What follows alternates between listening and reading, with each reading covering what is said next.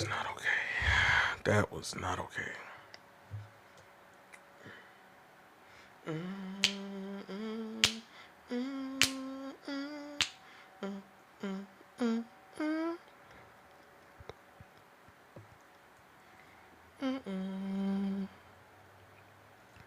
Talking about Sonic the Cat. Welcome in.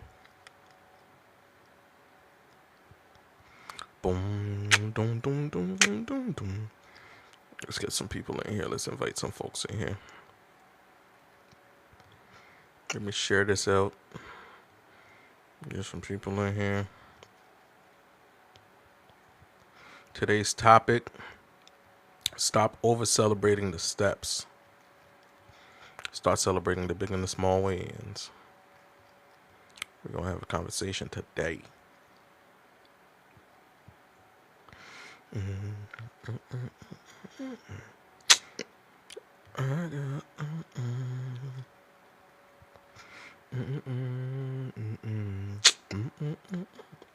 Now I'm gonna have that shit stuck in my head. Thank you. Appreciate it. This man said, I got Glock 9, I got Tech 9s, and I'm gonna spray. Doom, doom, doom, doom, doom, doom, doom, doom, doom. Welcome in, y'all. Sammy, what's going on? What's up, man? Welcome in, y'all. Welcome in, welcome in, welcome in. So today's topic, it's a really good topic. I promise you. It's always really good topics, good conversations that happen in here. You just have to be here for it. Topics today is stop celebrating the steps in your healing journey. Yeah, even though I put just journey. We're having a blessed morning. Good morning. Stop over celebrating the steps in your healing journey. What do I mean by that? Every progress, every point in your healing journey has steps that you have to go through, right? Whether they're big or small.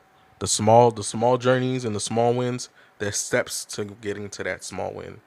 The big journeys, the big steps, there's steps to getting to that big win, that big moment in your life that you're trying to accomplish.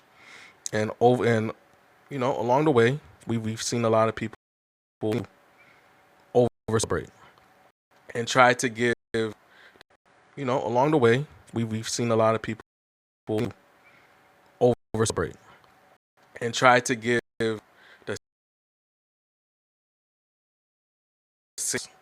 as they give value to the small and big wins, and they don't take time or they take too much time celebrating and they don't progress. So that's gonna be the conversation today. So if we can, just share out the live, tap the screen. We're gonna get some people in here. We're gonna get some folks in here. You see, man, I'm mad I got this thing stuck in my head. It is crazy. But rate your mental 1 to 10, 1 being the best, 1 being the worst, 10 being the best. Welcome in everybody that's coming in. I see you guys popping in here. Go ahead and stick around. I blame you. It's your fault. Take accountability. That's crazy. Crazy. So what does it mean to over celebrate your progress? So we're going to get started. It means to treat people is when people treat every minor action like a major achievement. What do they mean by that? When they take the steps within something that they're trying to accomplish, whether it be big or small, and instead of acknowledging that you accomplished this step, you're moving like it's a major thing, and it's not, because you haven't got to the major thing yet. You're still going through the guides of achieving the major thing. So let's say, for example, you wanted to quit smoking, and there are steps to actually wanting to quit smoking. You go through the steps, and then you celebrate the fact that you quit smoking. But then the steps in between, you're taking those same steps and you are literally celebrating them like you quit smoking, when they're just steps. Like you can acknowledge the steps, but don't over celebrate the steps, because then that's when People continue to celebrate and they celebrate and they celebrate, and then they forget about the task at hand. Good morning, Angie. I see you, Mermaid. What's going on with you? More of you guys seen you pop in here. What's going on, brother? Come up when you're ready. So why do people do that? Why do people feel like they have to celebrate the steps? And shout out to Hormika for this topic because we had a conversation about this on the back end. So why do people feel like they need to celebrate these steps? The minor actions of their journey versus the actual big. Because when it comes to the big stuff, you guys don't celebrate the big stuff the way that you're supposed to, because you celebrated the minor stuff for so long.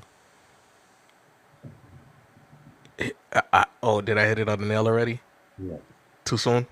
They do it backwards. It's never too soon. We got to get into it. Okay, go for it. No, go ahead, continue, because I agree. It's just we have it backwards. We're so exhausted from celebrating so much our small wins that when we finally get there, there's nothing to celebrate. We run out of celebration, Yeah. so we don't celebrate the big things. But then here's the problem: if you're celebrating the small wins and the big things, But I think I you think choose the battles. I think the problem is it's not even the fact that they celebrate the small and the big wins, right? It's the steps in between. The problem is the steps in between that they celebrate, right? They're celebrating every single pivotal moment within that progress or within that journey of quote unquote getting to the small and the big win. And then it becomes an over celebration to the point where they're not setting a boundary for them in regards to continuing the journey, right? Because they're celebrating so much. And it become instead of acknowledging, right? Acknowledging that you went through the steps, right? You celebrate it like you've gained something major, like you did something major, and there's still more steps to it, because a lot of the things in our life maybe have 10, 15 steps, and you're at step 1 or step 3, and you're celebrating like you're at step 15, like you went through all 15 steps, and you haven't even gone through step 10, step 5 through 10, or 5 through 15, 10 to 15.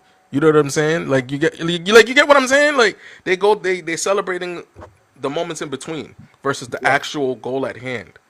You know Now, what I'm now, saying? I don't want people to get it twisted. So let's make sense of this, okay? We have told you in the past, and a lot of licensed people and people that are in higher Right. regards Yeah. have said, celebrate the small wins. And that's where I had a problem with. We don't celebrate the small wins, we acknowledge them. We make sure that we're in tune with them, right? But the word Thank you, celebration is what drives me Coach crazy. Tika in the building. Because guess what?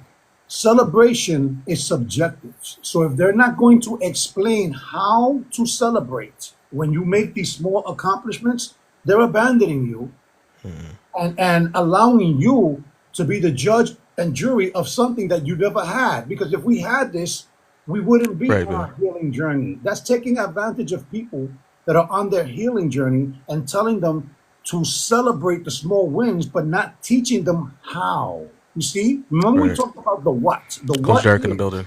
to notice when you're doing too much of something or not enough. Right. So when you have the what out of the way, then you have to ask yourself, why are you over celebrating? Is it because you haven't had enough celebrations in your life and you're trying to make up for the lost I celebration? feel like I feel like it's a moment where I'm trying to get my words together. It's a moment where have you ever noticed somebody that's excited about getting something done or excited about learning something new, and then Yes. we're gonna go down to like the Yes, and, I, parents, and, I, right? and And I've then seen that turn and, into arrogance because they're not used to winning. right, and it stems from not being acknowledged as a child. Because think about when think about the moments where you were so excited about learning something new and seeing something new, and you run and tell your parents about it, but then they don't acknowledge the fact that you're excited about these things, right? They're not really celebrating the fact that you learned something new, or you've seen something new and you're excited about it. So now as Hold on to that. Hold on to that. You got to hold on to that because we have to be able to make the distinction between who should be celebrating you. You see, because when you don't know how to celebrate the right way, there are things in life that we celebrate, but we do not celebrate every move that we make. And here's the catch. Most celebrations should be done in silence until you're ready to recognize that some of your celebrations have to be acknowledged by external people. I'm talking to you. I'm talking to the people that say, I'll show them, oh, you don't believe in me? You don't think I can do it? What is the purpose behind that? So that when you get there, you could stick it in their face. So when you get there, you could say, aha, I That's a, showed you. Didn't I show you? Okay, you showed them. What did you show yourself? that is an unhealthy way to celebrate. You better believe that shit. That is an unhealthy way to celebrate. That's still looking for validation, even if you even External validation. So exactly the what it same is. people that put you in a frenzy that Forceful don't to, yeah, believe in you, exactly, you Roland. want to prove it to them instead of doing it. That's what causes the over celebration. And That's one of the things. that's a Hold on. dangerous game to play. It really is because your purpose and your intent gets diluted and then it causes illusions that makes you delusional of the purpose why you're doing this in the first place. And for the basics of this, right? For the basics of this, for people who are not Like the understanding or heck? comprehending what's going on, I'll give you a great example, and this is for the people that claim that they got self awareness. You start journaling for 2 days, and suddenly you act like your self awareness is complete. I'll say it again. You started journaling for 2 days, and suddenly you act like your self awareness is complete. This wow, And this this is is the and it's so basic, right? It sounds so basic, but it's like this is so deep at the same time. look at what sis wrote. She said it's like expecting a medal for brushing your teeth every day. Now watch this. I'm gonna help you with this, sis. And this, I'm glad you brought that up because it's going to open the doors for people that never took care of their teeth. Listen to this. There are people that don't brush their teeth. There are people that don't know hygiene. There All are right, people that don't know how to welcome wipe in, their guys. ass. There are people that don't know how to take, and I'm not going to say the word properly, but there are better ways to bathe. There Right. are better ways to brush your teeth. There's different toothbrushes, there's different toothpaste, right? So then here's the thing. Some of these people expect a medal for doing the things that other people already knew, but to them, it's their first time paying attention or Right. taking care of this. I'll give you a big one. A person that's been overweight for a long time and lost that weight, they're lost in the sauce for a little bit. They don't know what to believe because they're going through so many changes, not just physical. Hey When man, you hey lose Mia, weight, what's you going on? gain spirituality, you gain intellect, Thank you for you the gain a gifts. better understanding. There's a lot of things you gain from losing weight. So there's so many things happening that you get confused. But the thing is that when you celebrate too early or celebrate too much, you might get stuck there. So, and what he's talking about is the comfort mindset versus the growth mindset. So, the comfort mindset is the person that gets stagnant, that starts to procrastinate, that starts to get lazy because they're so focused on the celebration that they forget that there's still more to do. You know You what know that what I'm sounds, you know saying? what that sounds like? For the people that are agriculturally friendly, right? Let's say you decide to say, I'm not going to smoke for 90 days, right? But then you say, I'm going to celebrate by having a couple of drinks. You leave one vice To go and to another celebrate one. with another. Let's eat that cake. Let's eat that tres leche. Let's eat that flan. Let's eat the whole pizza pie. You know what? I did well. And then there's the person next to you that's saying, don't even worry about it, man. You should be celebrating. Yeah, stay away from those people. Stay away from those people because Come those on, same one people. more. One Because more drink. think about it, right? The people that are telling you to celebrate all this stuff is doing the exact same thing that you're doing. They're celebrating every little moment in their life that's not even pivotal. It's like it's not even remotely pivotal. It's literally, uh, it's like seeing your footstep in sand.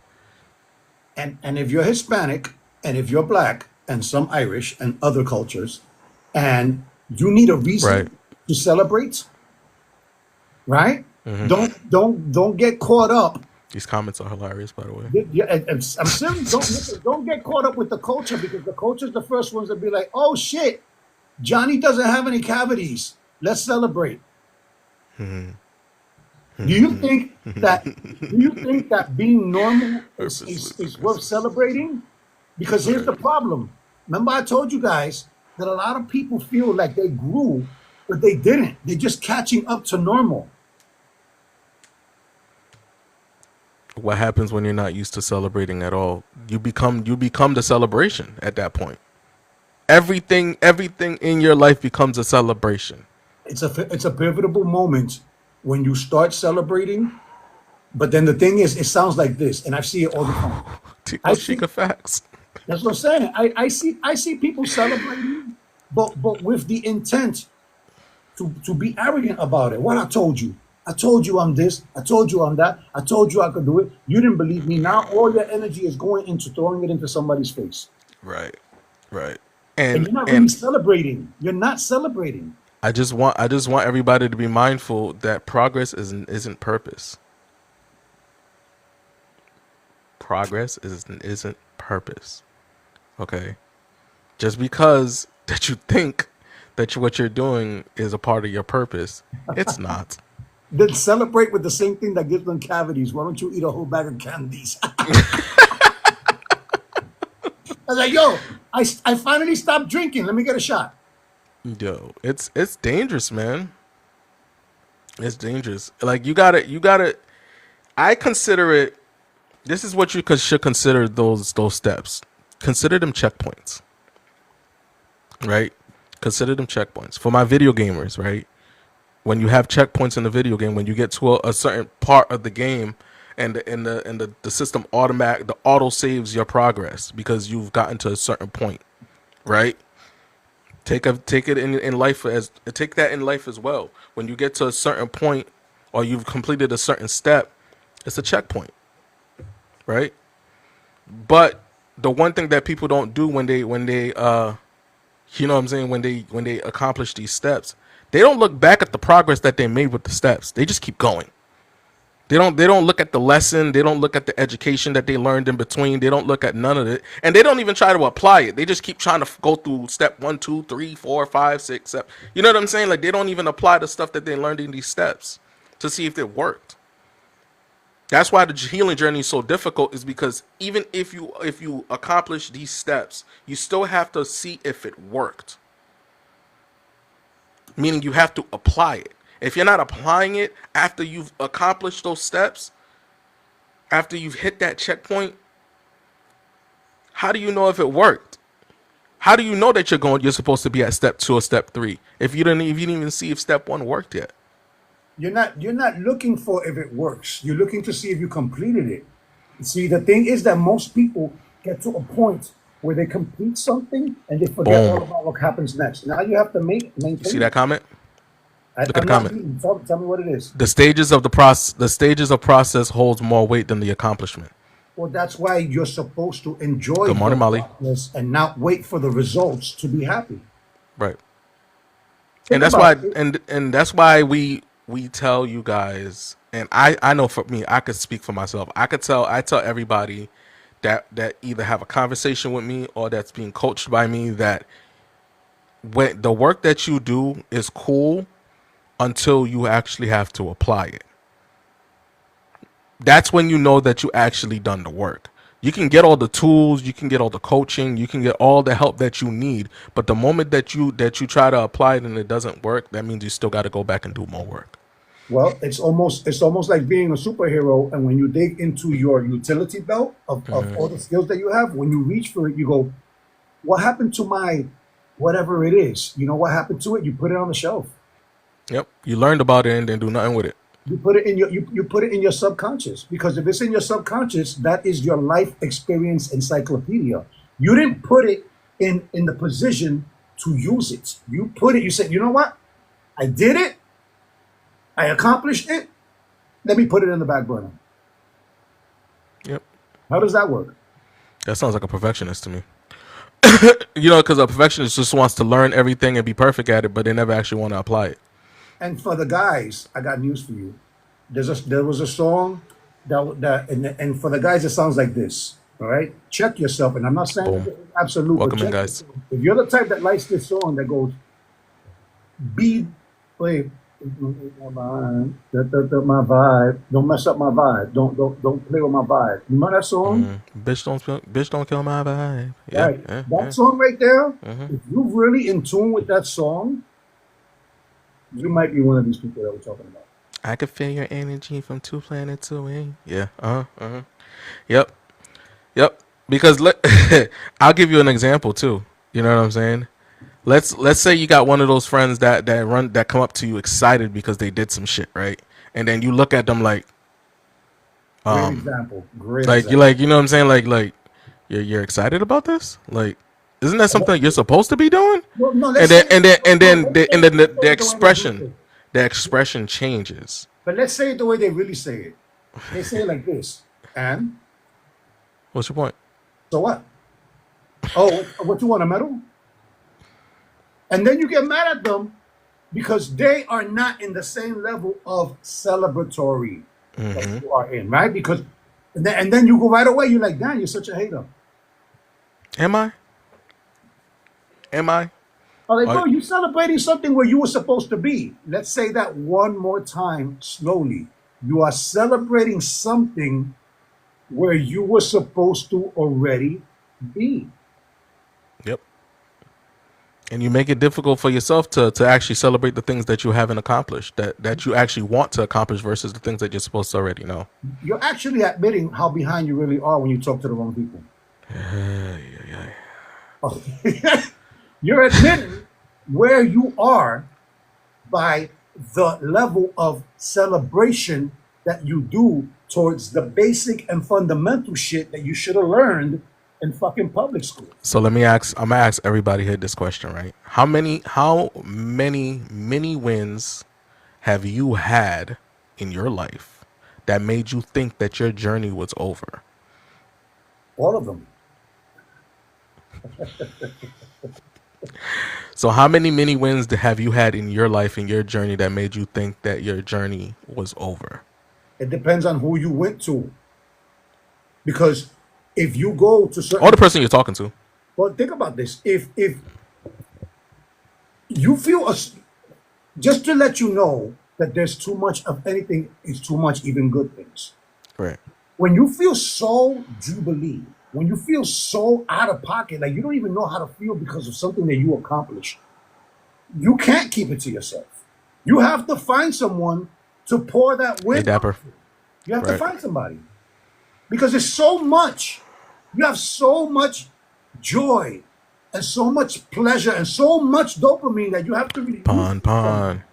And we look for another person to release that on. And then what happens when that person is not as acceptable to your accomplishment as you were? That causes a lot of conflict. I'm the person that looks at your accomplishments like it's a joke. Like especially if it's something that I feel like you should already know and something that you should have been doing.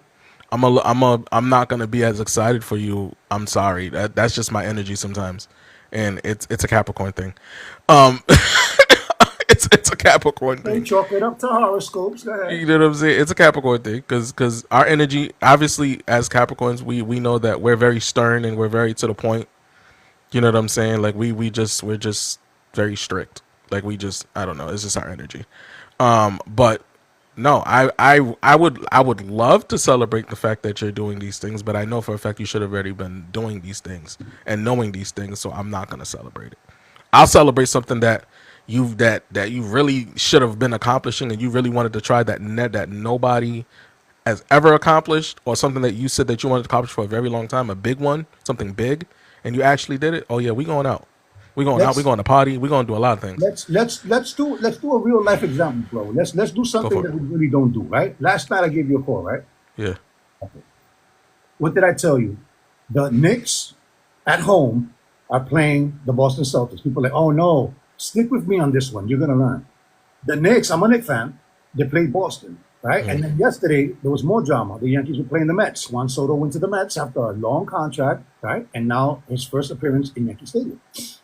I decided I was invited to many places to watch this. New York was going bananas. I was in New York and I decided to turn around and come back home because I got paperwork to fill out, right? Mm-hmm. And I felt as though I know what watching sports does to my anxiety, What's going on, Laura? Good right? morning. You Yeah. understand what I'm trying to tell you? So the anxiety and the anticipation of watching these games, it's a frenzy. You are hurting yourself, right? So I Mm-hmm. decided not to watch not the baseball game or the Knick game. I got a lot accomplished, right? I don't have a hangover from doing too much celebrating, Mm-hmm. right? I decided to celebrate internally. I'm a Knicks fan. I'm a Yankee fan. I don't need to be out there with the crazies, putting myself at risk and then not getting accomplished what I did last night. So, how do I bring this home for you? The decisions that we make, I'm so aware that I already know what's going to cause anxiety. Right. That's So, dope. I like that. most people do not know that they I what got you, causes Molly. anxiety until they're in anxiety and then they start thinking about how to solve it when they're in it, and that's not what you're supposed to be doing. Right. Can't solve something when you're in it. You have to remove yourself first so that you can see it from both perspectives, this Mm-hmm. close and this close. Right. You understand? It takes someone that's into self mastery to recognize the risk. And True. it's risky when you rely on external validation and acknowledgement. The wins for the people that move the fastest in expedited fashion are the ones that celebrate in silence. You, oh, you're diving into confidence. That's what you're diving into at that point. Silence. No, actually, no. You're right. You're right. The people that celebrate in silence are the. That's how you know that you're really doing what you're supposed to do. Because if you're looking for the external validation, it's it's it becomes dangerous. It becomes a dangerous thing because it that external validation is momentary, right? It only lasts for so long in regards to certain things. But You got a Molly question said, here. "Why is it when grief hits, all work goes out the window? Because grief. So grief. I'm gonna be completely honest with you. There is not an amount of work that you can do that can prevent grief from hitting you hard. Yeah, and It's impossible. but it's I don't. but it's but it's decompressing. Yeah. So for anybody that tells you that there's something that can prevent grief from hitting you the way that it's supposed to, there's no real solution to really deal with grief. Most There's most most people fail at grief because they resist it. yeah, Grief is necessary in temporary, median, and long-term healing. absolutely. Can you say it in your words? No, it's the truth. Like you have to go through it. You have to go through it. You have to go through it to feel it. Think of grief as an emotion. You have to go through it. It's okay to go through it. It's okay to feel it. Some people grieve differently, right? When my nephew passed away, I didn't hold that shit back. I don't care where I was. I don't care if I was live. I don't care if I was in my own space. Like the moment I thought about him, That's a I just bursted out in tears. that's a good question, Molly. But again, focus on what we said before. Focus on the what. Focus on what grief is before the why. Because if you stick, that's the worst thing that you could do with grief is the why, Right, right, jigga, right, jigga, right. jigga, jigga, You'll never, why. you'll never get that answer. The why is gonna keep the grief is gonna keep the grief there longer than it's supposed to. You know what? You just hit it on the nose. You are literally holding yourself back from going through it by asking questions in the middle of the turmoil. In the middle of the turmoil is when you sit in it and you let it go through your body and you don't resist it because it is absolutely necessary. Have you ever seen someone that didn't completely heal? Have you ever seen anyone who didn't completely grieve? Are we not all guilty of this? Yeah, of course. Okay, so then how did you feel like your grief was mismanaged? Hold up, Ormiga. Your grief is mismanaged. We're not supposed to be managing it. We're supposed to be sitting in it. That is the managing. Yeah. The word manage means different things for That different situations. manage means put yourself in the position. to go through it. Look up the word manage, and you will be surprised. Don't take the word manager, Right. because you can't be a manager if you don't know what it is Finding to manage. and trying to find a new normal in regards to grief, depending on what you're grieving, it takes time. It's not something that happens right away. It definitely takes time. You have to pace yourself little by little, day by day. It's not something that's gonna happen overnight. I promise you, it's not. It's gonna definitely take time. It took me 2 years. You know what I'm saying? In regards to my You're nephew, lucky. You're lucky. it took me 2 years. Even though it still hits me like I have my moments, right? But it's just it takes time. I mean, I was angry. I'll talk about it one of these days. In regards to like the whole circumstance, but it took me time because we were angry at the situation. We were angry at the people involved. We were angry at a lot of things. We were angry at not knowing what happened. We were angry at the fact that we didn't know what caused it. There was so many different emotions swirling in that particular situation that we couldn't figure out what was going on and how we were supposed to feel. It took me to have a conversation with my best friend, my kid's mom, my guy best friend. Like it took me to talk to a few people, my therapist. It took me a few people to really have a conversation with, for me to sit back and observe everything, right? And I look at it as he did what was necessary while he was here. It's coming And on fire, bro. you know what I'm saying? Like he did what was necessary while he was here. And he played the role that he needed to play while he was here. And God called him home. He put the seeds where it was necessary, the way that I look at it, right? And he served his purpose while he was here. And he hit so many different people's hearts while he was here that till this day people still talk about him. Like, you know what I'm saying? Till this day people still talk about him like he's here. So he served his purpose. And I instead of me being angry at the circumstances of what happened, I celebrate the life that he lived and the energy he put out in the world. There'll never be somebody ever like my nephew. And I say that with confidence. You know what I'm saying? There'll never be anything like him. So when I had that conversation with my brother and my mom and the people that were really close to him, I'm like, you gotta celebrate who he was when he was here. He wasn't an angry kid. He wasn't a vengeful person. He was nothing like that. He was full of love and support. Like he showed everybody else how to be. So when you look at the good in everything, when you're able to find the good in the grief, then things start to shift. And that's when you start finding your normal. But you can't find the normal within the anger. It's never gonna happen. It won't happen. I'm glad you went into this, because now I don't have to do it. It's kind of into the same conversation that we're having, right? Celebration can come from different things, right? When you're trying to learn how to find the good in the grief, that's the celebration. Is finding the good in the grief. And everything that you're that's hurting you, that's painful to you, is to find that good moment. When you find that good moment and that good energy in the thing that hurt you the most, or thing that's hurting you, is to celebrate the fact that they were here and they put a good energy into the world, and they didn't leave this world with a negative energy. There's not a single person that can ever say that my nephew gave them a negative vibe. There's not a person that can say that, even if he's gone, right?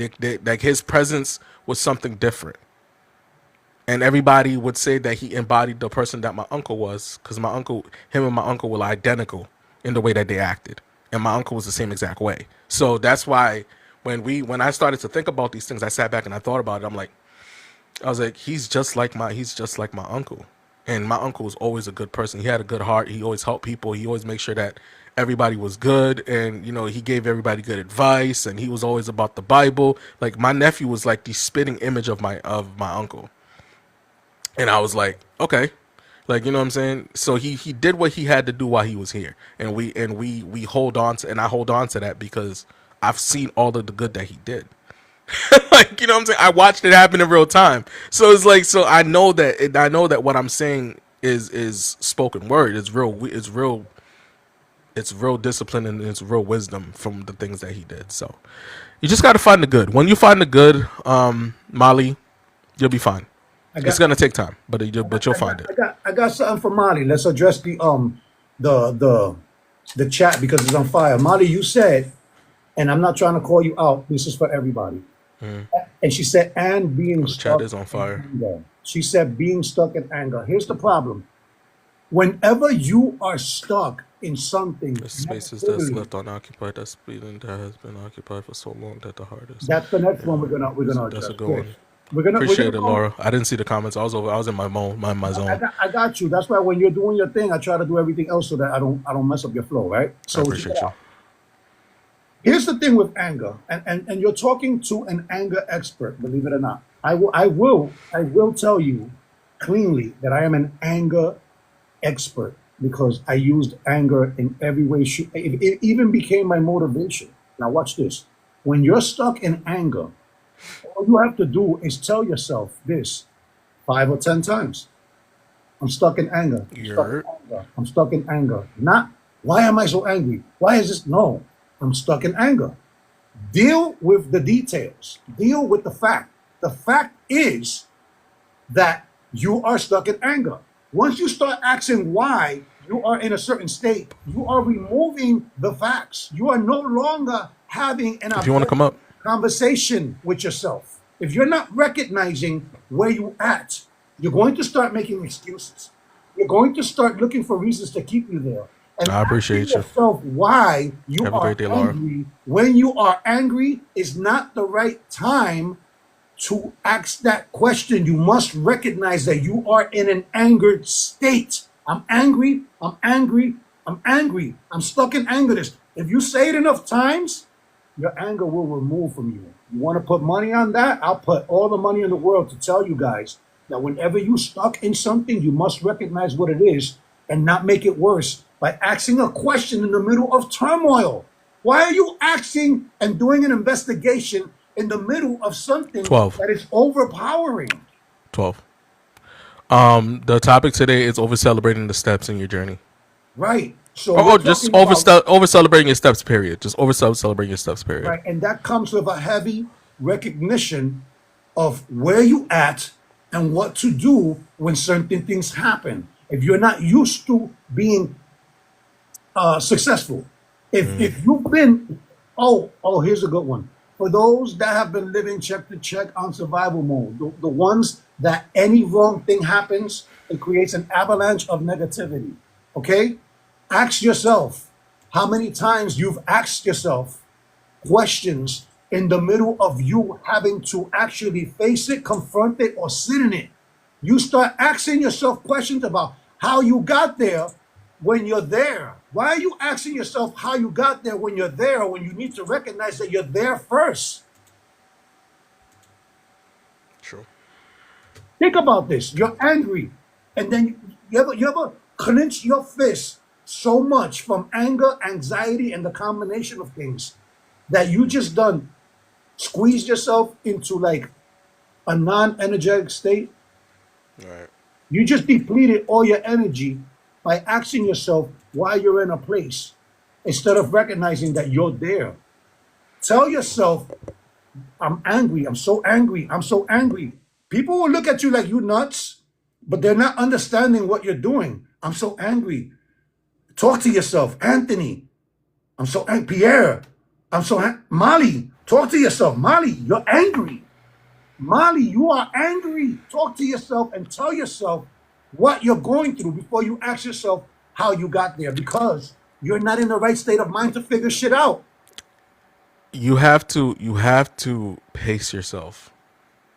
Because like he said, you can't have a conversation with yourself or have a conversation of trying to understand something when you're in a state where turmoil and chaos is happening.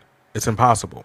Like you're gonna because you're gonna get the wrong answer every time. It's never going to be the right answer. It's not going to be the answer that you're looking for. Even if It's you always get the going to be right the answer, opposite. what are you going to do with it?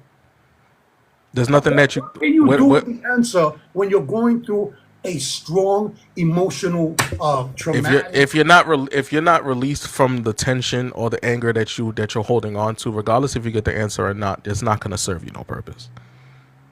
It's not going to be able to do anything for you. And this is for everybody, right? This is not just for Molly. Molly just No, it's not. brought it I'm up, but glad it's for Molly brought it everybody, up. right? This is for everybody. I'm gonna let everybody up at 11 o'clock, bros. Just stick around. I'm gonna let everybody up 20 at 11 minutes, we'll o'clock. be good. Yeah, we got like 20 minutes. I got you. But yeah, it's one of those things that's important. Like you gotta go through it. Like go through the emotions, go through the hurt. It's okay to go through the hurt. Can't nobody tell you that you can't go through it, that you can't feel what you feel. Anybody that does that, they're ignoring the basics of being a fucking human. Okay, they're ignoring the basics of being a human. You have to go through the pain. You have to go through what you're going through in order to just feel better about it, and just in order to feel better overall. If I would have ignored the pain that I felt when I lost my nephew, believe it or not, it would have unalived me. Because at that moment, I wasn't worried about my kids. I wasn't worried about my mom. I wasn't worried about anybody around me. I was just focused on me at that moment, right? And the hurt that I was going through. Now, if I ignored it and I was focused on everybody else to make sure everybody else was good, make sure my mom was good, my brother was good. Mind you, that was my brother's kid that he lost. So I had to make sure that everybody else was good. Imagine if I had to do that. Check on my mom, my sister, my brother, my aunt, my grandmother, my cousins, my kids. And I had to make sure everybody else was good before I actually sat down and felt the pain that I was supposed to feel. It would have unalived me. That crash out would have been very dangerous. Because anybody around me would have got the brunt of that. And that would have never been healthy. So I'm glad that I went through the process that I went through and I felt it when I felt it, and I had the people around me that knew me well enough to kind of micromanage, how I handled it, right? Because they knew me well enough. Because that situation could have got crazy really quick. Like I was really close with my nephew. Like I considered him my son. You know what I'm saying? I didn't call him my nephew. I called him my child because we had him since he was a kid. So it's like if I would have held on to that, that would have been a dangerous thing for everybody.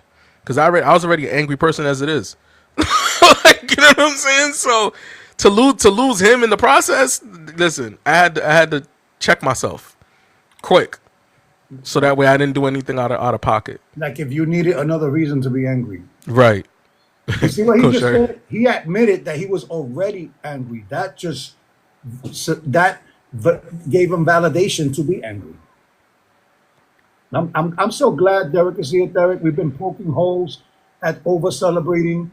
We've been talking about some coaches that talk about celebrate all your wins. And we're over here trying to explain to people that you have to be very careful when we tell people that, because some people's version of celebration is destruction. Take the floor when you guys are ready. I'm gonna go get a bottle of water. What's your thoughts on that, fellas? Very good. Welcome in, Riz. I'm deferring to Riz. No, you can go first. I just He's came still over here to drinking say his good morning. espresso. So just to give you a little bit more context, right? Because I want everybody to know that I just don't get on the people, right? I get on the coaches too. And if I feel like I got to address the coaches, I don't mind addressing them in front of everybody. And I'm not saying that the coaches are wrong. What I'm saying is that there might be some incompleteness to some of the things that we're saying. I'm not pointing Absolutely. fingers because I mean, that's where this conversation even came from. that's what I'm trying to say, because I myself am looking for clarity when it comes to me telling people celebrate the small wins. I don't believe that we should be telling people this, because you're giving people a license to do what they always do, which got them in trouble in the first place, because culture, environment, belief system, they all contribute to the way we celebrate wins. So when we tell someone celebrate the small wins, we could be leading them into a place where they are not responsible or understanding or understanding enough to do that very thing that we're asking them to do. There goes your context. Yeah, the video, my stand broke this morning, so I got to get another one. um, you know me, I'm over here cringing because I always like to have everything perfect. Right. But there's no such thing. This the celebrating the small wins, like we hear it a lot. We probably said it a lot out of our own mouths, Sure did. but it a lot of times when people are going through a lot, right? Whether it's trauma, life, survival mode, or whatever, when you say celebrate the small win, sometimes when they get to that small win, they think it's the win, and then they don't complete the mission, right? To Emmanuel's point earlier about the video games, they don't they don't celebrate. They well, let me backtrack. They don't look at the bigger picture when the smaller picture looks amazing in the moment. You get it? Right. There you go. So you celebrate the small win, but you're celebrating it like it's the completion of something that probably doesn't even have a completion. You know what I mean? Like a healing journey, right? Like you're going to continue on throughout your life, and you're going to be happy that you made some milestones, but the work doesn't stop. And for some people, because they've been down so long, that small win feels like a stopping point. Right. Feels like I've achieved it. Even more personally with what I do with the healing journey and the attachment styles and all of that. You'll have people celebrate, oh my God, I figured out what my attachment style is. I'm good now. I understand what happened. And I'm like, it hasn't been tested yet. Slow down. Yeah, And wait that until be you my get to thing that. right there. That be Yeah, my and thing right there. they're like, I'm done, and I'm like, no, you still haven't worked on your boundaries yet. You haven't worked on all these other things that'll make this healing journey more complete, not complete, but more complete. And they stop and they disappear and they don't even finish the rest of it. And I'm like, hey, and they're like, I figured out what my issue was. I'm like, we talked about that. This is a part of it. This is part of the plan. And they're like, but I think I'm good. I figured it out. And then, months later they come back and say, you know what? You were right. I met somebody and I crashed out. And I'm like, yeah, because the boundaries weren't there. You know what I mean? Like we still, like I keep trying to tell people, you're going to get on these lives and you're going to get an epiphany. You might get a revelation, but that's just the starting point. It's the aha moment. What's good to me? Now we got to do the work. Now we got to go through processes, because a lot of times we're talking about habit changes. You don't just get that from taking one course in just or listening to a YouTube or a live one day. You're going to have to actually spend some time doing it. You're going to be happy about the milestones. That's why we call them wins. We'll call them milestones instead, or some other word. Like you were talking about with the video checkpoint. Like the checkpoints. Yeah. So I think I'm gonna land there. I'm kind of rambling now. But I think you're on point with that though, because especially when it comes to the healing journey, this is why I say that there's really no point to where the healing journey ever ends, because you're always gonna take a step back to reflect on something, right? Like even with when I've been saying recently about going back after you get the tools to the experiences that you ignored, and gaining the lessons from the experiences that you ignored, right? Those are the celebrations. Those are the ones that you really want to celebrate. That like once you gain all the tools and you went through the coaching and you went through the therapy and you did all of that and you gained everything that you need to gain to be the better version of yourself, the biggest fucking challenge that you're going to have is to go back to those moments that you didn't learn the lessons from, and gain those lessons from the things that you experienced. Until you actually do that, you don't really know if them things actually work or not. I'm just saying, you'll never know if what you've gained and what you've gathered actually worked or not. And this is something that actually I've been working on for myself, right? Is going back and reflecting on the things that I've been through in my past and seeing if I gained the lessons from those things, right? And gain the experience that's needed from those things, because experience breeds wisdom, and I want all the wisdom. So And that's part of the problem. Part of the problem is Let me rewind real quick. Ormiga and coaches, are you saying that we now have to regulate our celebratory fashion? Are you saying that there's a system to celebration? Hey, Absolutely. beautiful soul. Absolutely. You have to be a responsible person at celebrating. You have to be responsible also. It's not just I learned this, right? I'm good. I don't have to apply it because I got it. You don't have it until you learn how not to celebrate it because this became a lifestyle, not Glad that just you're a here. moment in time. Does that make sense? Makes perfect sense. People that change their lifestyle don't celebrate it. You know how they celebrate? They engulf themselves in it. They allow themselves, the same way that you're supposed to let grief, pain, and trauma go through you, you're supposed to do the same shit with the win. You're supposed to do the same thing with the celebration. It takes the same amount of energy to not celebrate. Listen to what I'm about to say. Than it is to allow this to come through you. And we don't allow things to go through us because we are celebrating instead of fucking living it. Applying it is key.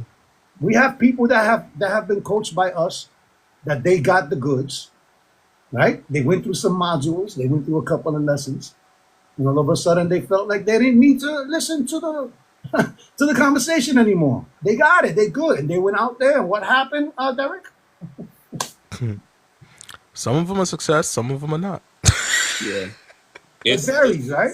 Yeah, and I don't like it's hard, right? Like I don't want to make it seem like it's easier than what it is for a lot of people. Like I would say it's a smaller percentage of people that actually see it through than actually does. And that's really just a testament to how we conceptualize our pain, our traumas, or whatever. We go through it for probably most of our lives, Good off and morning, on, or J2. maybe all of it, and then Ulema. like I said before, when you have the epiphany that you have childhood wounds, let's say, right, and you're like, oh my God, now I get it. It's my mama that made me like this, and then you're like, okay, I'm good, and then you stop.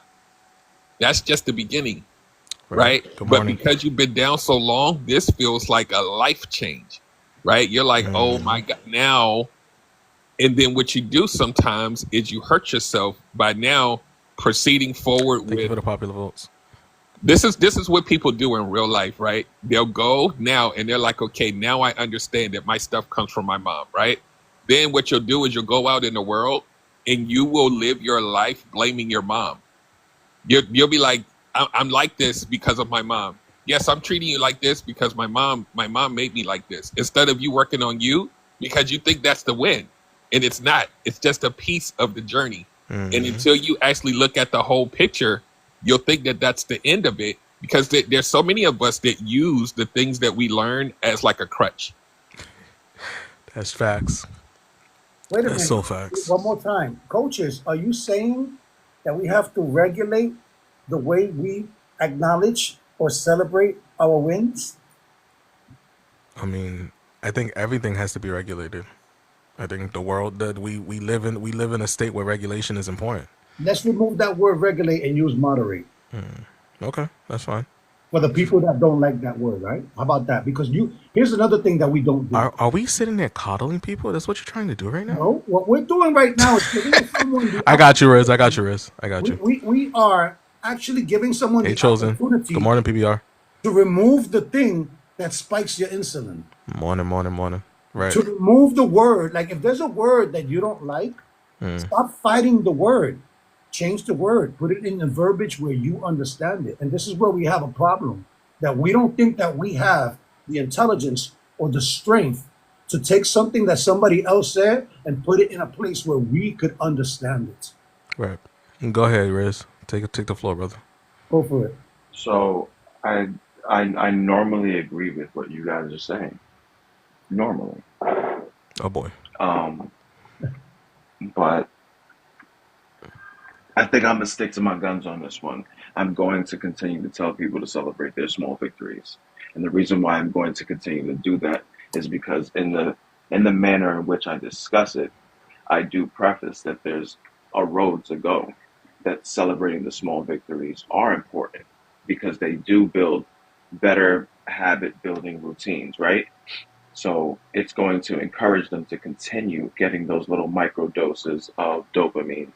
And it does help with momentum. It does help with motivation. It does help with the releasing those things with complacency and stagnation, right? I'm always conscious about telling people that the small victories are exactly that. And I think if we're going to say people are over celebrating them, I think that's very true. I think people do take those little small victories and turn them into the entire thing and say, "Yeah, I got this. I don't need nothing else y'all got to say." I agree with all that, all the But that's points you where, guys and that's touched the on. premise that we're taking. Yeah, all the But Yeah. guys, all the you points y'all actually touched on. But when no, it was something Ormega said. Ormega said, "Well, Okay. is it up to us coaches to maybe stop saying that?" No, it's not. It's up to us to explain to people what that actually looks like Right. and be aware, like that, right? Throw that in there. Be Yeah. That was aware smooth. That's smooth. You know what I'm of what we're doing when we have people under the guise of our coaching. When people are coming to us and saying, "Okay, well, I want to celebrate these small victories, but I want to keep going." I'll use people like Lala for an example, right? Can't she's like I like the identity of can't stop, won't stop. She gets her small wins, but she pushes on and she saying? Right. keeps going and keeps going and keeps going. It's up to us to make sure that we're guiding them on that path to say celebrate the small win, but make sure you understand that there's still a walk to go. These are steps. You So, still got to walk. You real can't quick. get nowhere if you're taking one step. You know what I so mean? Like you, you're absolutely right, and I want to use Lala as the example, like real quick, right? Because one of the things that I've learned about Lala is she's a go-getter, right? We all know that. Everybody that's had a conversation with Lala, we know Lala's the go-getter. She's the one that's not gonna stop no matter what. But the one thing that made the change, and which is the one thing that she was missing, was to sit back and actually apply it, right? yeah, And actually apply the things that she's really learning. And the right. moment that she did that and she realized that she needed to do that, when she made that, and it was such a minor tweak, right? Because she already knew that what she wanted to do for herself. And then the fact that she made that minor tweak made Hmm. everything all the different. All right, and so here's another important thing, and I kind of wanted to get to that. And I'm glad Go was saying it down there, right? Mm-hmm. What you consider a small victory may be a huge victory to someone else. Telling someone to celebrate the small win could have been the only win they got their whole damn life. They could have been used to losing so damn much. And then if you discourage somebody from celebrating a small victory, as monumentous as that would be to that one person, then you could be doing more harm than good. It could have been the only win they got. It could have been the win that they True. were looking for. It could have been the win that they needed to celebrate for however long. Because remember, we have said this, and this is why I said I'll disagree with y'all. We have said this time and time again. There's no timeline for this. Everybody does things on their own time, at their own speed, on their own Absolutely. pacing, right? Right. So if somebody sat and over celebrated, and maybe they took that over celebration for longer than you would have liked to see, but that's not up to you to judge. You're gonna have to let them have that win because maybe that's what kept them holding on. Maybe that was the thread that needed to start reconnecting that whole twine. Instead of being the straw that broke the camel's back, that was the one straw that was lifted so that it could keep going. I agree. I agree. I agree with what you're saying. And believe it or not, anyone that agrees with Riz's disagreement is actually agreeing with us. And I'm gonna explain what that means. Let's not get caught up with the word. This is what I'm trying to tell you. It is irresponsible to tell someone to celebrate or whatever word you want to put in there without properly identifying or telling them to be cautious of over celebrating. It does depend. Absolutely. It does depend on how many celebrations they've had. It does depend on how long they've been in the mud, how long they've been in survival mode. It does depend on their upbringing, their culture. All those things are facets to it. But what's something that it can't be denied is you can't tell someone to do something that they may not be ready to do. without explaining what comes with it. So Right. it's irresponsible to tell someone to celebrate their wins. I'm not telling you not to tell them that. You did me the favor and said, I'm not going to stop telling people to celebrate it, but you're going to take the responsibility of explaining what comes with that and what that looks like. And that's the most important part right there. And that's the part that Absolutely, That's absolutely, the and part. that's exactly what I was getting at with the when it comes to over celebrating. It takes the discernment of us, right? Because if we're putting it from the responsibility of the burden of performance on the coaches, right? To say those things and make sure we guide them in those directions, we also have to have the discernment to recognize not only when they're over celebrating, but when the over celebration is necessary for them. And it's balance, right? It's being able to put more emphasis on, listen to this, or energy into one side or another. The key is Absolutely. that don't go into celebration blindly. It comes with a level of responsibility. And after you celebrate these things, you'll realize that you didn't have to celebrate so hard if you're learning from the regulation or the moderation. sounds like the conversation that we had over the phone. Absolutely. Exactly the conversation. That's exactly what the That's why we're having this conversation was. conversation right now. Now, mind you, the same premise that he's holding is the same premise, and then the premise that you have, Riz, is what I had over the phone. It's the same exact. It's the same exact word for word premise that I had over the phone with him. He was the complete.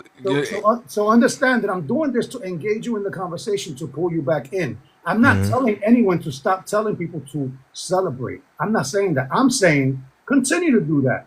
But please define it. Please explain it. And please notice when you're talking to a person to help themselves recognize when they're doing too much or not enough. And that's the definition of what is.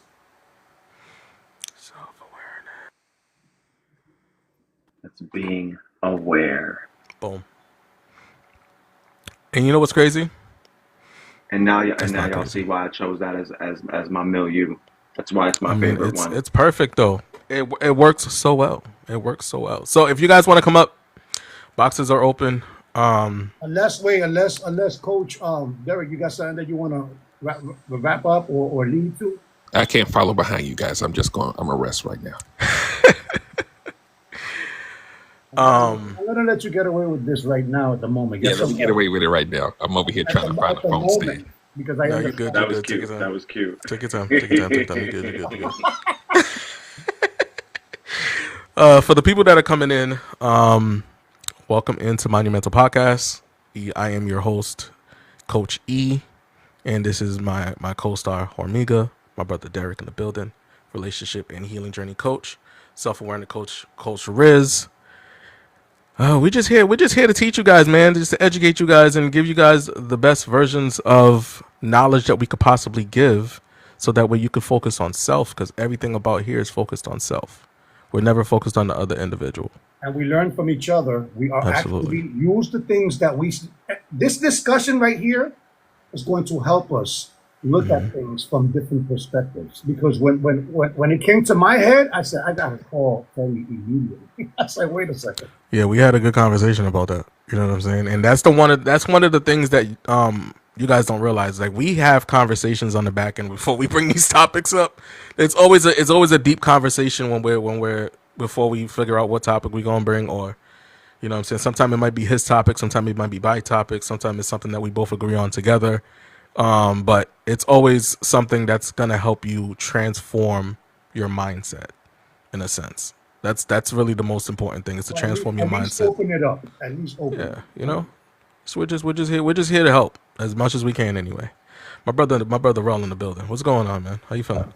How you doing today? I'm doing good. I love that. I love that. I got myself registered for school Let's this go. August. Going back to school for psychology. Yes. Ooh, let's go. Yeah.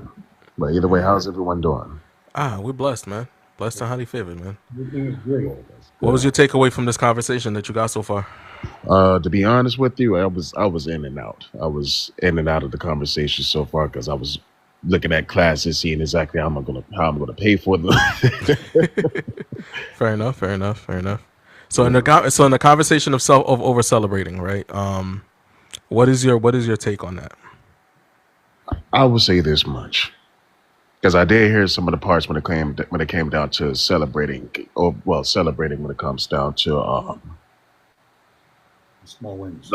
like celebrating less. I feel like you should always aim to celebrate something that is more intuitive. And when I say that, I mean that in the sense that you don't want to celebrate the smallest things because you're not done. You're never going to be done. You're always going to chase after something that is bigger and more meaningful.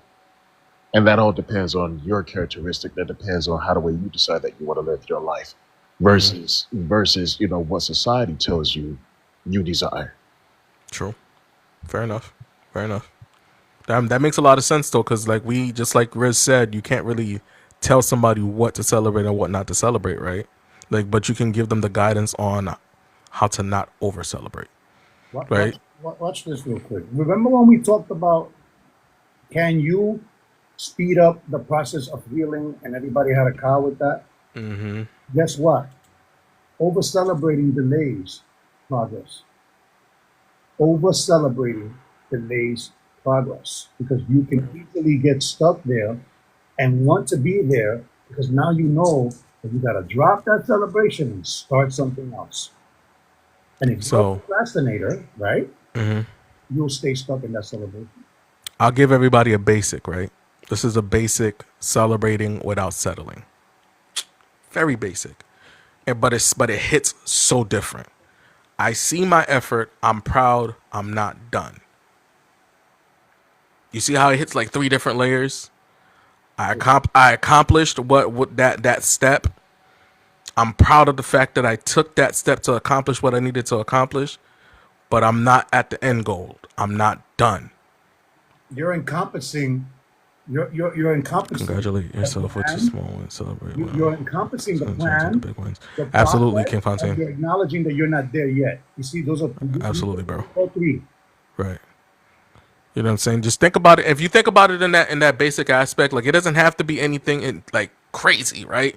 The basics sometimes just work so well. I see my effort. I'm proud. I'm not done. What people gotta understand is this: small celebrations are very temporary. Mm-hmm. The things that you celebrate the most that are more meaningful, you hold on to those things versus the things that are smaller. You can easily say, "Oh, yeah, I got prime example. Oh, I got my driver license. Okay, what is next?" Because anybody can accomplish getting a driver license, but you want to accomplish something that nobody else can accomplish. You want to set yourself apart from everybody else. Progress is not purpose. You And got if you find your purpose, the things that's purposeful in your life. Who's coming up? It's Cowboy. yeah, Give me a but second, Cowboy. Just kind of stick around so that way you can hear the conversation, so you can know exactly what we're talking about. but really quickly, here's the thing, right?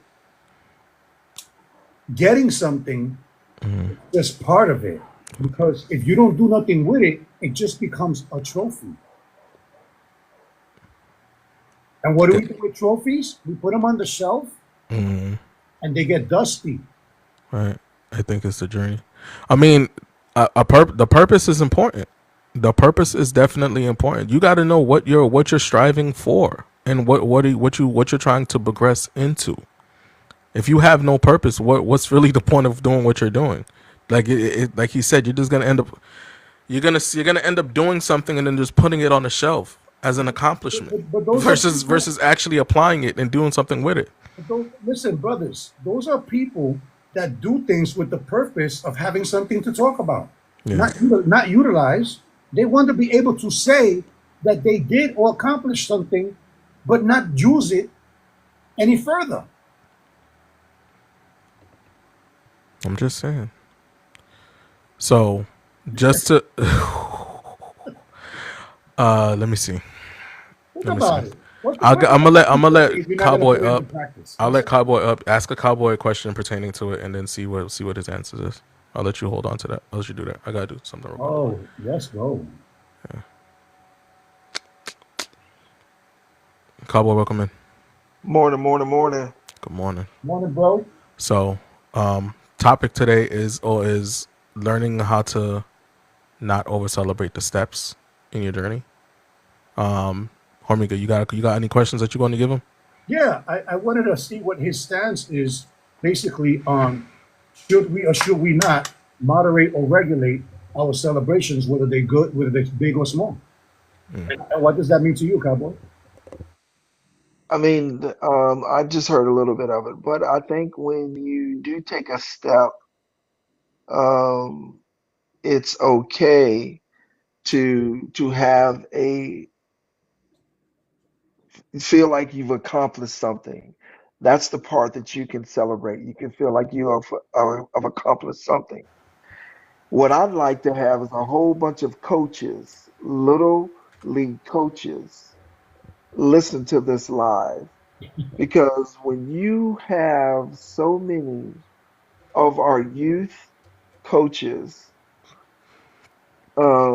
teaching and then instructing and giving lessons to children, Good morning, Teresa. and at the end of the season, when they have not accomplished the level of expectation that you expect them to reach, everybody wants to hand out a participation trophy.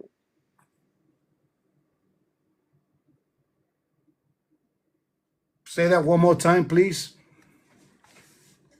Everybody wants to hand out a participation trophy. We're forgetting that. Didn't we forget that? We forgot all about the participation trophy. We forgot all about glorifying the obese and not making the point of health. We forgot about That's deep. Bossman, basic welcome in. fundamentals, right? And basics. We forgot all about it just to comply with what is the norm and is trending. You understand what I'm saying, Cowboy? The reason why we're talking about this is because some people go all out to celebrate something in a place where they should have been in the first place. I got And a I question for you guys too. When you're done, and, Cowboy. and I agree 100% because never in my life as I was growing up that I received a participation trophy in anything that I did. And to allow someone to receive just the participation is telling them that you're going to continuously, or for me, I felt like I was just being average.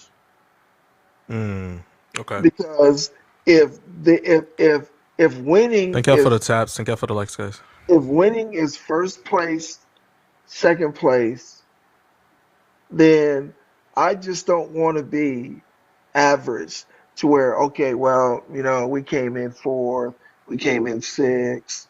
You know, if you push me to the level that I was supposed to achieve, then I want to achieve to the part to where I am that I am pushing myself to be first place and then reaching the championship.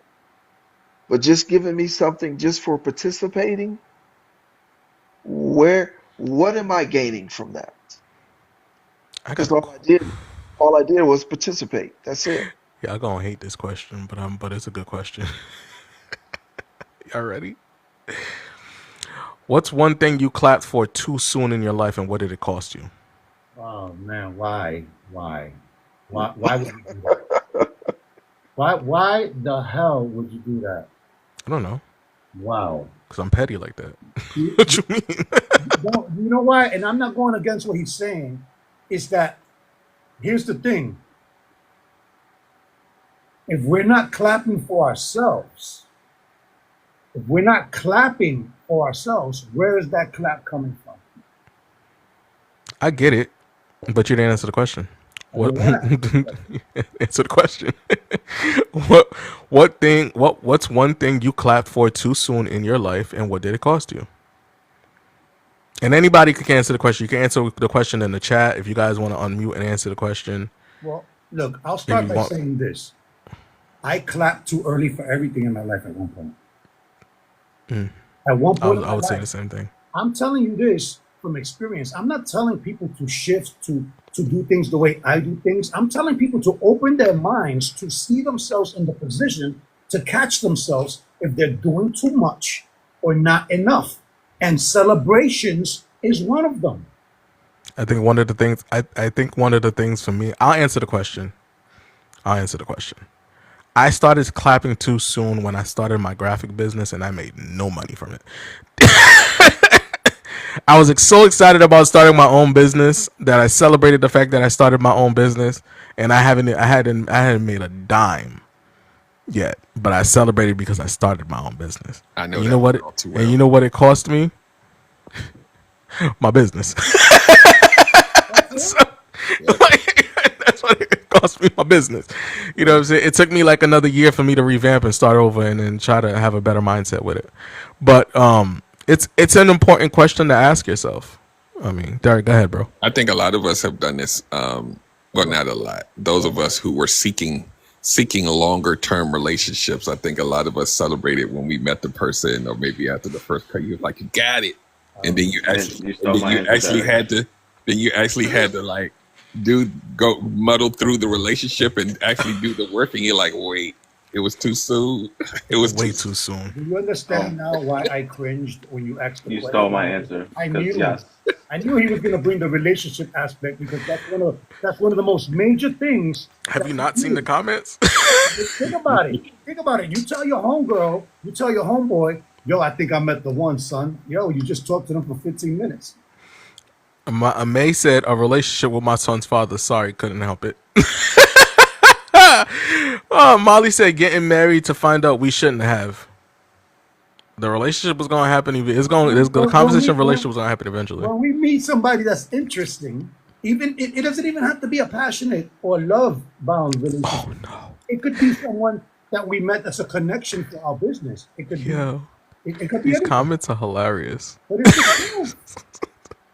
She said, "Then go back to your parents in your 20s saying, yeah, you were right, mom.'" I told you he wasn't the one. There was something about him. Oh,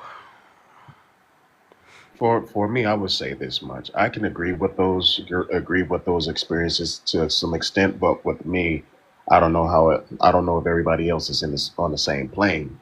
Without those experiences with my exes and with the people that I've had relations with, I would have never came out to be the best parent that I should be to teach my kids how to be better than what I was.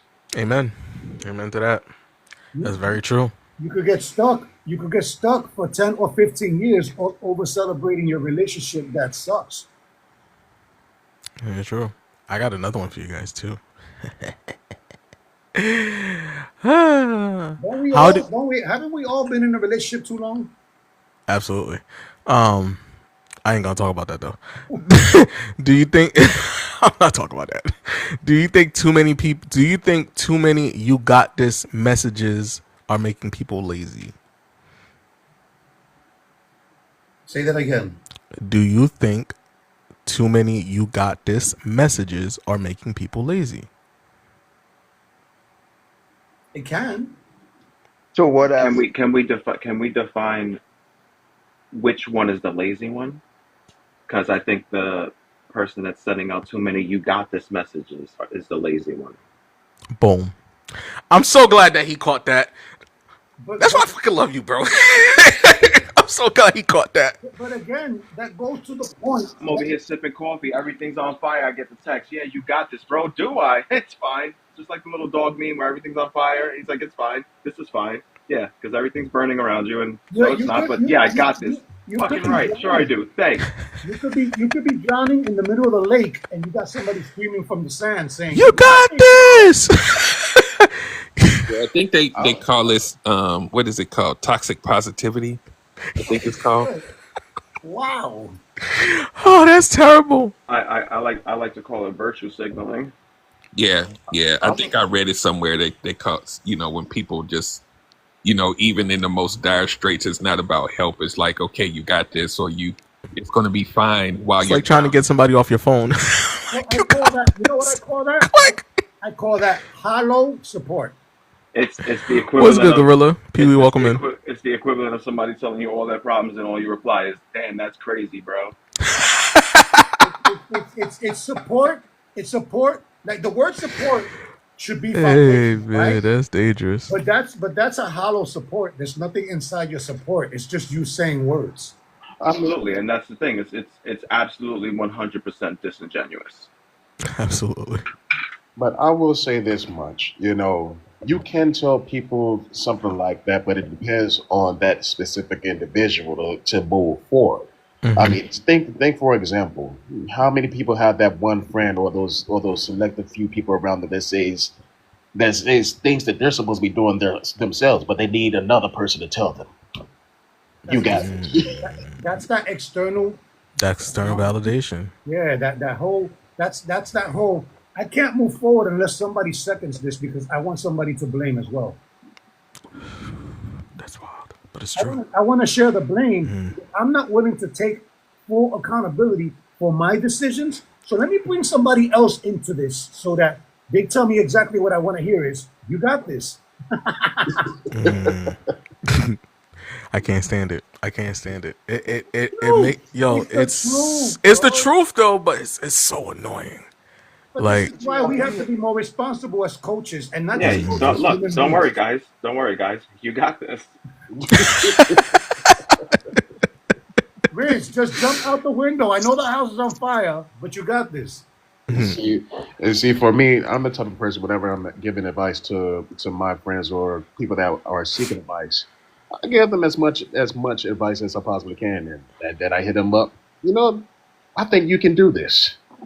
I think you can move forward. Not that you got this, because you may not have it. You may not have all the right screws in your head to continue to, evolve. I'm not even giving them that. You know why? Because if it doesn't follow through, then I'm gonna be the one to blame. I'm not doing it. I'm not doing it. Because if they ask me anything pertaining to wanting validation on something, I'm gonna flip the question on you for you to think about it yourself. There's no way I'm gonna give you the validation that you're looking for, and then when it doesn't follow through, you blame me for it. It's not Well, happening. well, in Not, that not, case, just like you said, what you would have to do is, what do you think you need to do? That's a lot of dialogue. I tell you right Well, now, in the and middle of you a serious situation. and when you are in a capacity like a lot of us are in coaching and even in life, because this our coaching is just an extension of stuff we've been doing anyway, in our lives or whatever. But you always run into people, and I've gotten very surgical with this. If they will come and they will want you to confirm whatever it is they're going through, and they want you to say yes or no. It's like, should I break up? And you supposed to, or should I stay with this person? And it's like they want you to say yes, stay with it. You got this. And I'm like, you got to figure out what works best for you. You're not going to get that from me, because what's going to happen is, as soon as I tell you stay and it doesn't work, then you're going to say I caused it, or I'm the one who told you to keep going. You won't get that from me. They get Nope. mad. They Yeah, get real mad because they want you to tell them what to do. I it's gotta not throw, happening. I gotta throw a Riz moment in this. Riz, Oh boy, you're gonna love this. let's go. Okay, so I like that because now we've opened the doors to being responsible. Remember when I did the live that I told you, do you qualify to ask people questions or do you qualify to answer people's questions? There's a certain amount of awareness that we have to be when we're being something. When we tell you to get an accountability partner, we're not telling to get someone that agrees with everything that you believe. We're not telling you to find someone that is going to give you information so that you could then hold them accountable for telling you what you should have done in the first place. I don't know what will or won't happen, but start the process. That's not an accountability partner. And an accountability partner is someone that's willing to exchange, holding each other accountable. An That part. accountability partner is not someone that you pick so that you can share the blame of your decisions later. I Very got this. true. Every other time, it seems to happen every time that I come into your wonderful, wonderful line there, young man. I get bumped out. So, but I got this. Don't worry about it. I got this. You're good. You're good. You're good. You're good. Don't tell me what to do. I already know. You're telling me the same thing. I'm not teaching you nothing. I am giving you that acknowledgement that you are so desperately looking for. I feel like this. The most important aspect of life is self-evaluation. Yeah, Yes. you gotta always self-evaluate your decisions, how the way you decide that you want to live, versus somebody else making the decisions for you. Because when you let people dictate the decisions for you, you're liable to go down the wrong path. Absolutely. But you Right. got to Absolutely. also understand. You got to also understand that when people say that to you, it becomes to be some type of boost for a lot of people that feel like at the point of where they are not accomplishing what they feel like they need to accomplish, somebody comes along and listens to the story or listens to what they're saying, and they say, "Look, don't worry about it. You got this. You can handle this. You can move to that place to where you need to be." And they're Sure. moving everything from themselves that they can't do and they can't accomplish to move on to somebody else to see them transform to where they can't transform. So what? So I agree to disagree. Right. Okay. The only reason why I disagree is because not everybody's qualified to give that type of motivation. You know what I'm saying? Because the sometimes, like we said, there be the same people that tell you that you can do these things, and they give you all this energy and all this motivation, but they're not even doing it for themselves. They're not even applying none of this that they're telling you that you need to apply or try, and you can actually get it done and you can actually follow through with it in their real life and their real circumstances. They're not doing none of it, but they're telling you to do it. So I asked this question to the panel and those that are communicating with people. How many times have you heard that someone has shared with you, well, someone told me that, Mr. hey, Street, look, what's good, brother? I got this, and yet I have not accomplished it yet. How many times has someone has sat down in front of you and said the words that we just spoke, that somebody told me that I got this and that I can handle it? And how do you correct those measures? Yeah, but they're not really saying that they got this. What they're telling you is that they're not going to listen to you. Yeah, they're just trying to shut you down. They're just trying to eliminate you. Like, in other words, let me give you an example. In my book, the book that I just wrote, my brother was the one that said, you don't lose if you take something from it, if you learn a lesson. I just hated the fact that it came from him because he's the first one that's not doing exactly what he's telling people to do. It just doesn't give the right energy. So when a person tells you, I got this, they're telling you they don't want you.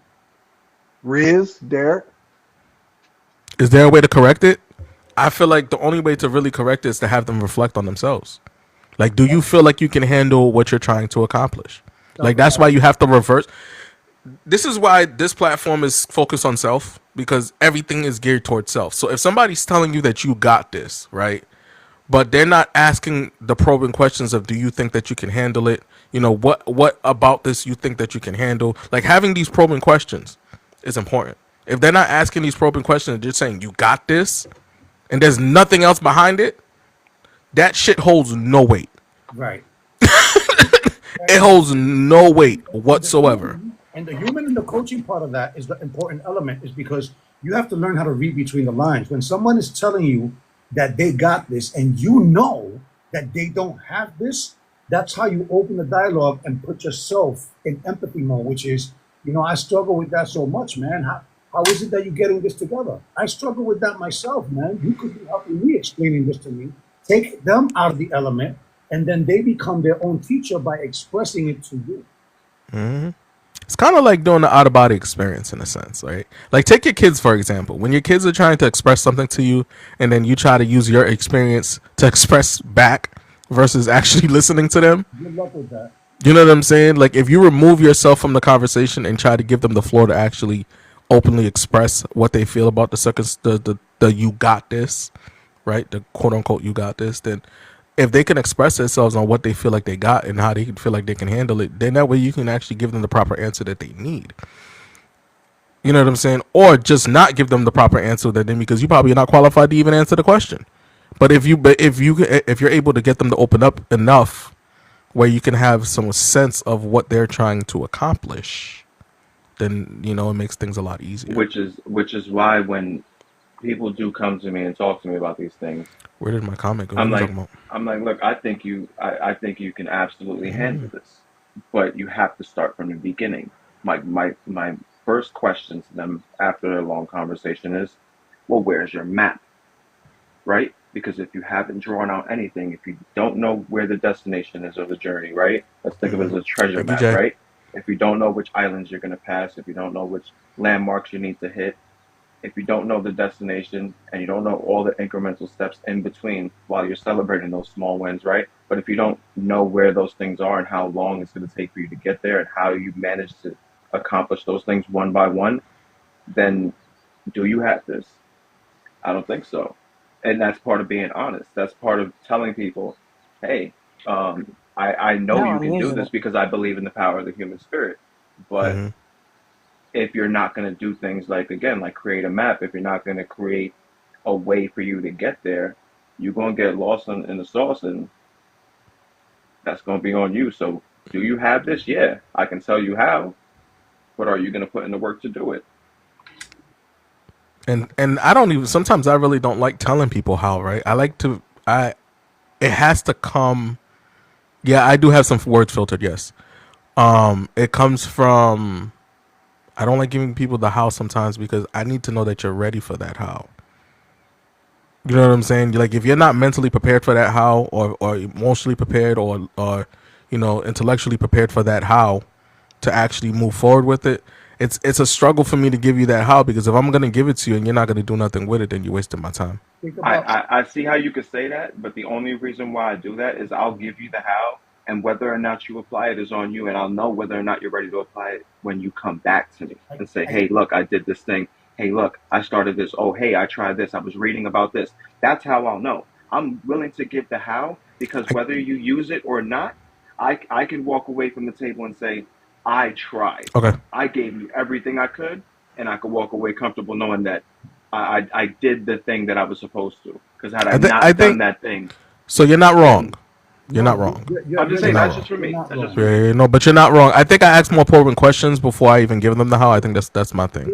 You see, you're not wrong. And again, I don't think anybody's wrong in that sense, too. I'm Honestly, gonna refer to something that I noticed 2 years ago. Right? It's not about wrong. It's about incomplete because you can give somebody the hey how Toya. as long as you teach them how you got to that. See, the Right. how and the why shouldn't come until the what. We have to recognize what something is, and that's a proven fact. Before you solve a problem, you have to recognize what the problem is. Now let me give you another example. True. For those that go to the doctor and tell the doctor, doctor, I'm in a lot of pain. I'm in some discomfort. You're telling the doctor what to do for you. He's going to give you something for the pain. He's going to give you something for the discomfort. But is he going to solve the problem? No, because you're going to the doctor and telling them what's wrong, and instead of telling them, I don't want to live like this anymore, period. I want this We to be lost you, Molly. eliminated from my life. I don't want a temporary band-aid. We ask the wrong questions that only solve the problem temporarily. So we have to Oh, teach okay. No people, worries. we have to teach people. Part of giving this service to people is teaching them the timing, ask the right questions that's going to lead to solving the problem, not solving the temporary fix. True. Very true. Well, can I be transparent at something? Go for it. Please. Um, there are times where I even say to myself, "You got this." Um, I'm in a new position in a great job. I supervise about 18 people, and sometimes I get friction. And there was a day just this week,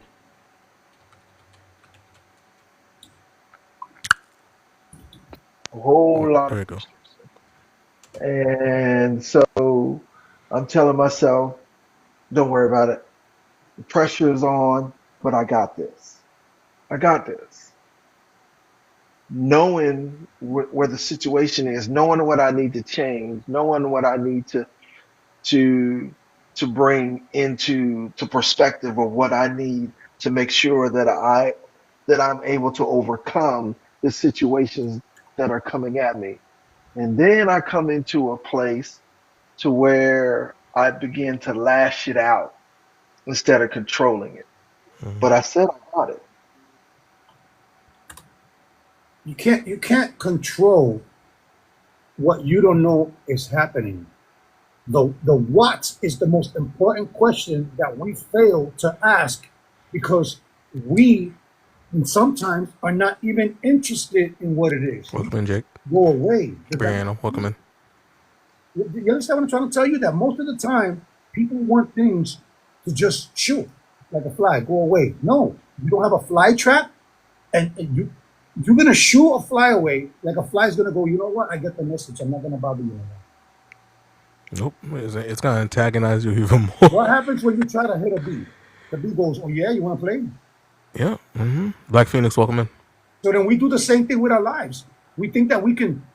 Derek, help me here. Shoo, shoo, go away. Boo. Yes, boo. And guess what? The bee goes, "You know what, bro? I'm done playing with you. I'm about to sting the shit out your head." You know what it sounds like? Oh, I'm not going to say it. Never mind. Don't do it. I Not was yet. gonna. Not- No, say it. I was gonna do it, but Yeah. I'm not gonna do it. I'm just gonna leave it Yeah. alone. Close with that. You know why? Because I already saw what happens. You see, and here's the thing. We need to start learning how to ask the right questions. That's part of showing up for yourself. Part of showing up for yourself is asking the right questions that are going to lead you to solutions.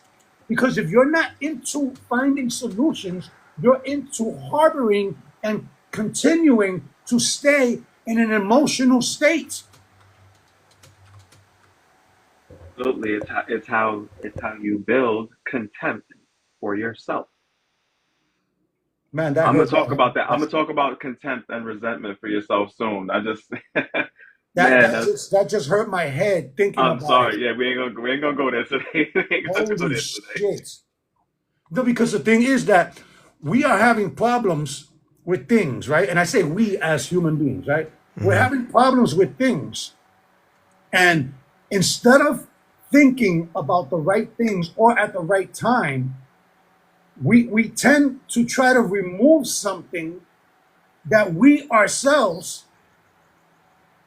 put it in there in the first place. It's kind of like I'm gonna say it. I'm sorry. I don't care. It is what it is. It's kind of like people trying to pray away their problems, and they think that that prayer is gonna fix every single thing that happens. I'm sorry. I couldn't Prayer is help it. great, but it's not the only thing. I You was can't rely on itching. prayer alone. You know what I I'm was saying? itching. Okay, and it's such a pet peeve of mine where people. I'm just gonna pray my problems away. I'm gonna leave it in God's hands. I'm gonna leave it in God's hands. You actually want God to be accountable for your shit? My problem is for people that say that they're gonna pray everything away. Don't read the Bible. They clearly don't read the Bible because there's not a place in the Bible that says that you don't have to put the work in. So who's the one? Who's the one between you and God? Who's the one that's saying you got this? Oh shit.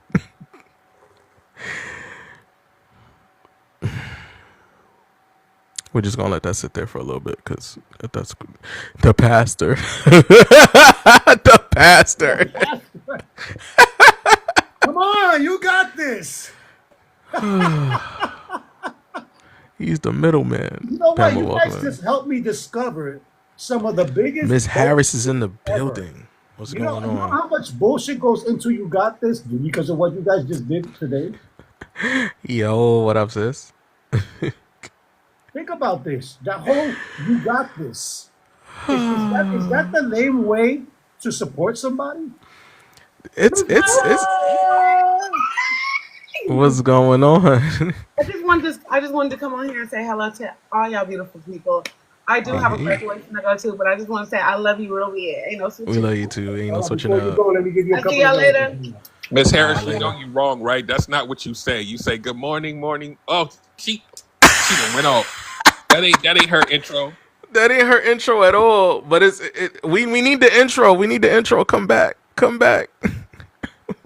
Oh, she left before I gave her the gift and went into the abyss. We need the intro. You can't leave without the intro. Listen, my bad. Not too much on me this morning.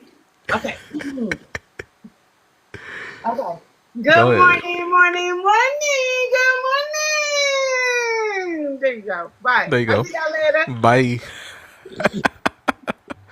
Gotta have that. Gotta have that. That's I've been important. following Make her sure. for years, yo, and I've been Same, hearing same, that. same, same, same, I same, know her same, for same. like 4 years. I'm not gonna lie. Yeah, it's been a minute. It's been a minute. Look, Make sure y'all following Miss Harris too. She got some big things coming that me and her are working together on. So make sure y'all follow her. Teresa, this one's for you. She said, "I believe prayer is a tool God gave us to meditate, also not just to talk to Him." But watch this. Ooh, Watch. that's good. I'm gonna blow everybody's mind, and I said this before, and I'm gonna say it again. I'm gonna prove how full of shit we all are. Watch this. Oh boy. We all ask God to help us, right? We all ask God to guide us. We all ask God, especially when our back is against the wall. We don't talk to God on the regular and say hello, and we never ask God how they doing because we take it for granted that God. Oh, I remember you doing this last time. Let's not do Yes, that. Can we not a do lot that? of people ask God for stuff, but they never ask God what can they offer God to help their own blessing. I remember him doing this. And I'm trying to tell you how full of shit we really are. God help Mr. me. Ford was good, bro. Welcome in. Good morning. Hey, my back is against the wall. Come on, God. You use God's name in vain when you're having smacks.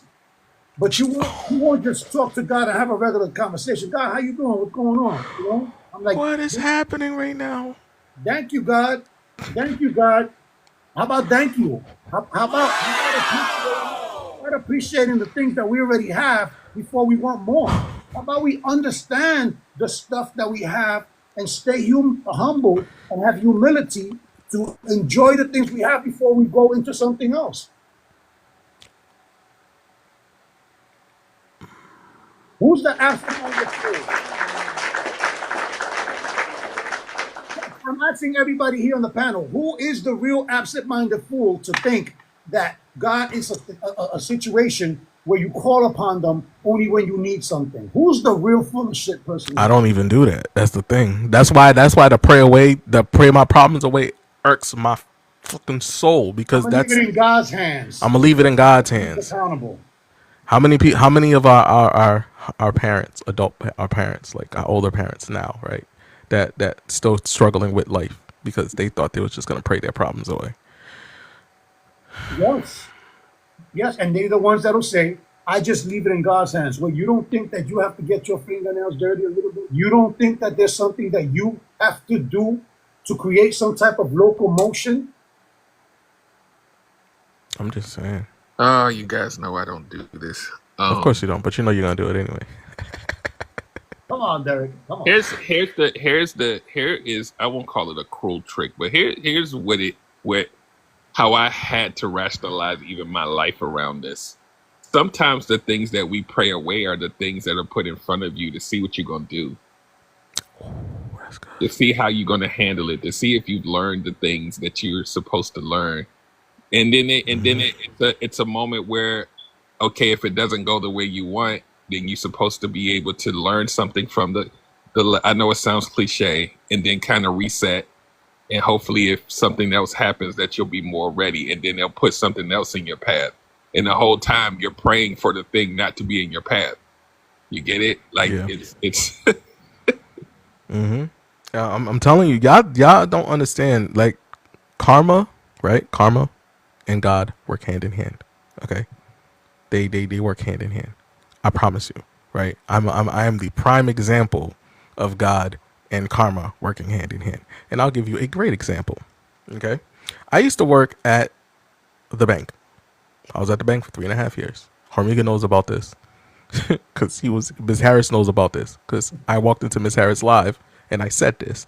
I said, I wish I can quit my job. I was like, I wish I could just quit my job today. And Miss Harris said, well, let's not do that. I said, no, I'm not going to do it, but I wish I can quit my job. Right. I got off the phone with Hormiga probably like an hour before this happened. I got a call from my manager and then I got fired. Like this shit happened in the course of like 3 hours of me saying this. Okay, like it was just like I wish I could quit my job, get off the phone with Hormiga, then boom, I got fired. Be careful what you ask for, right? Is that Right? You know what I'm saying? So it's just like when I'm telling you, karma and God work hand in hand.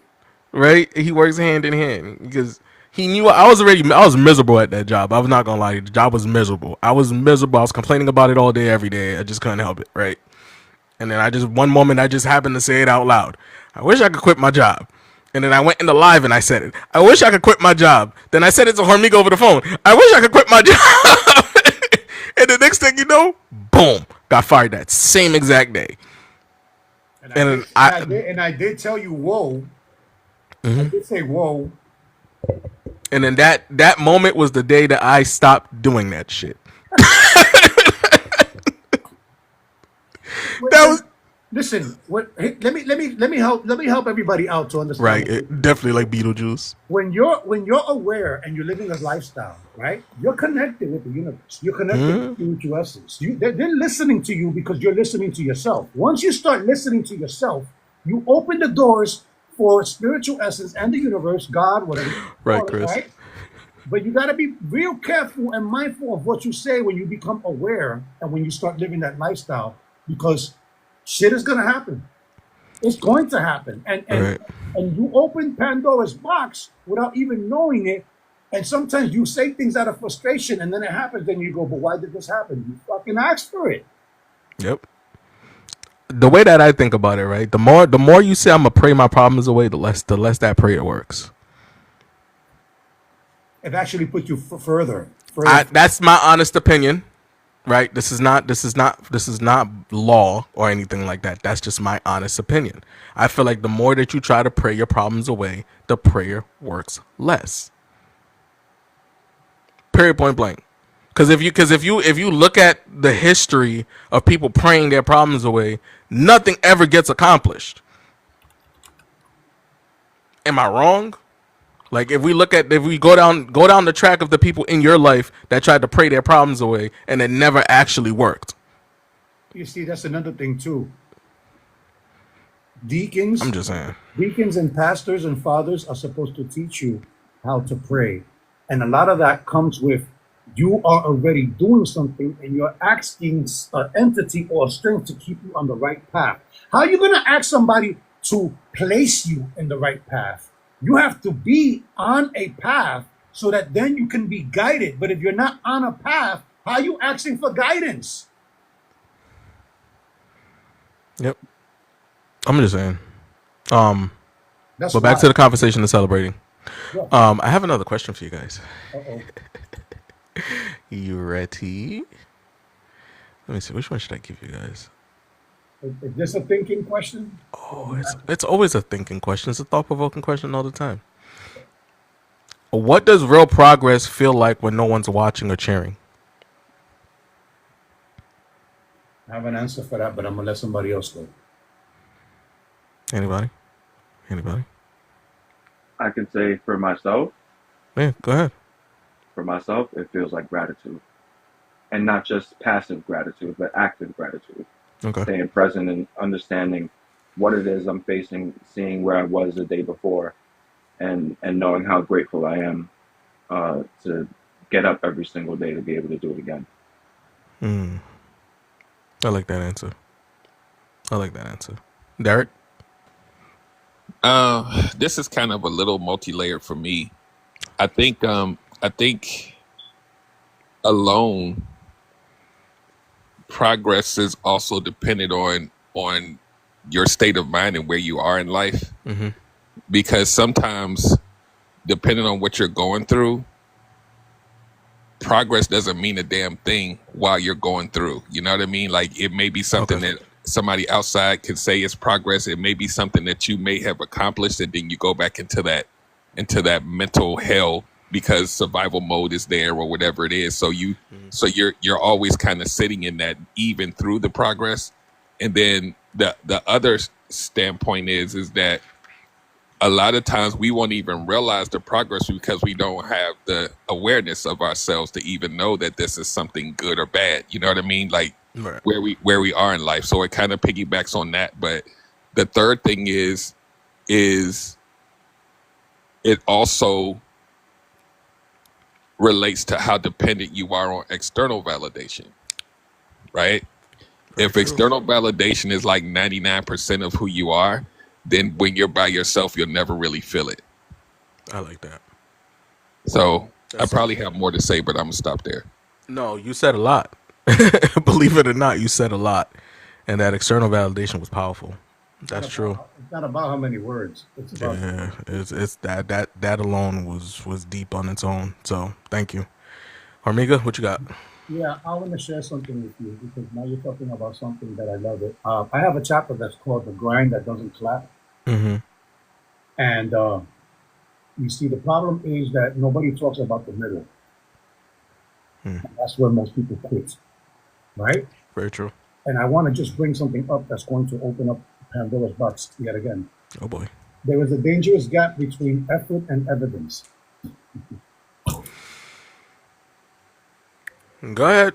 Go ahead. I'm a mute. Because we expect effort to be delivered fast with fast results.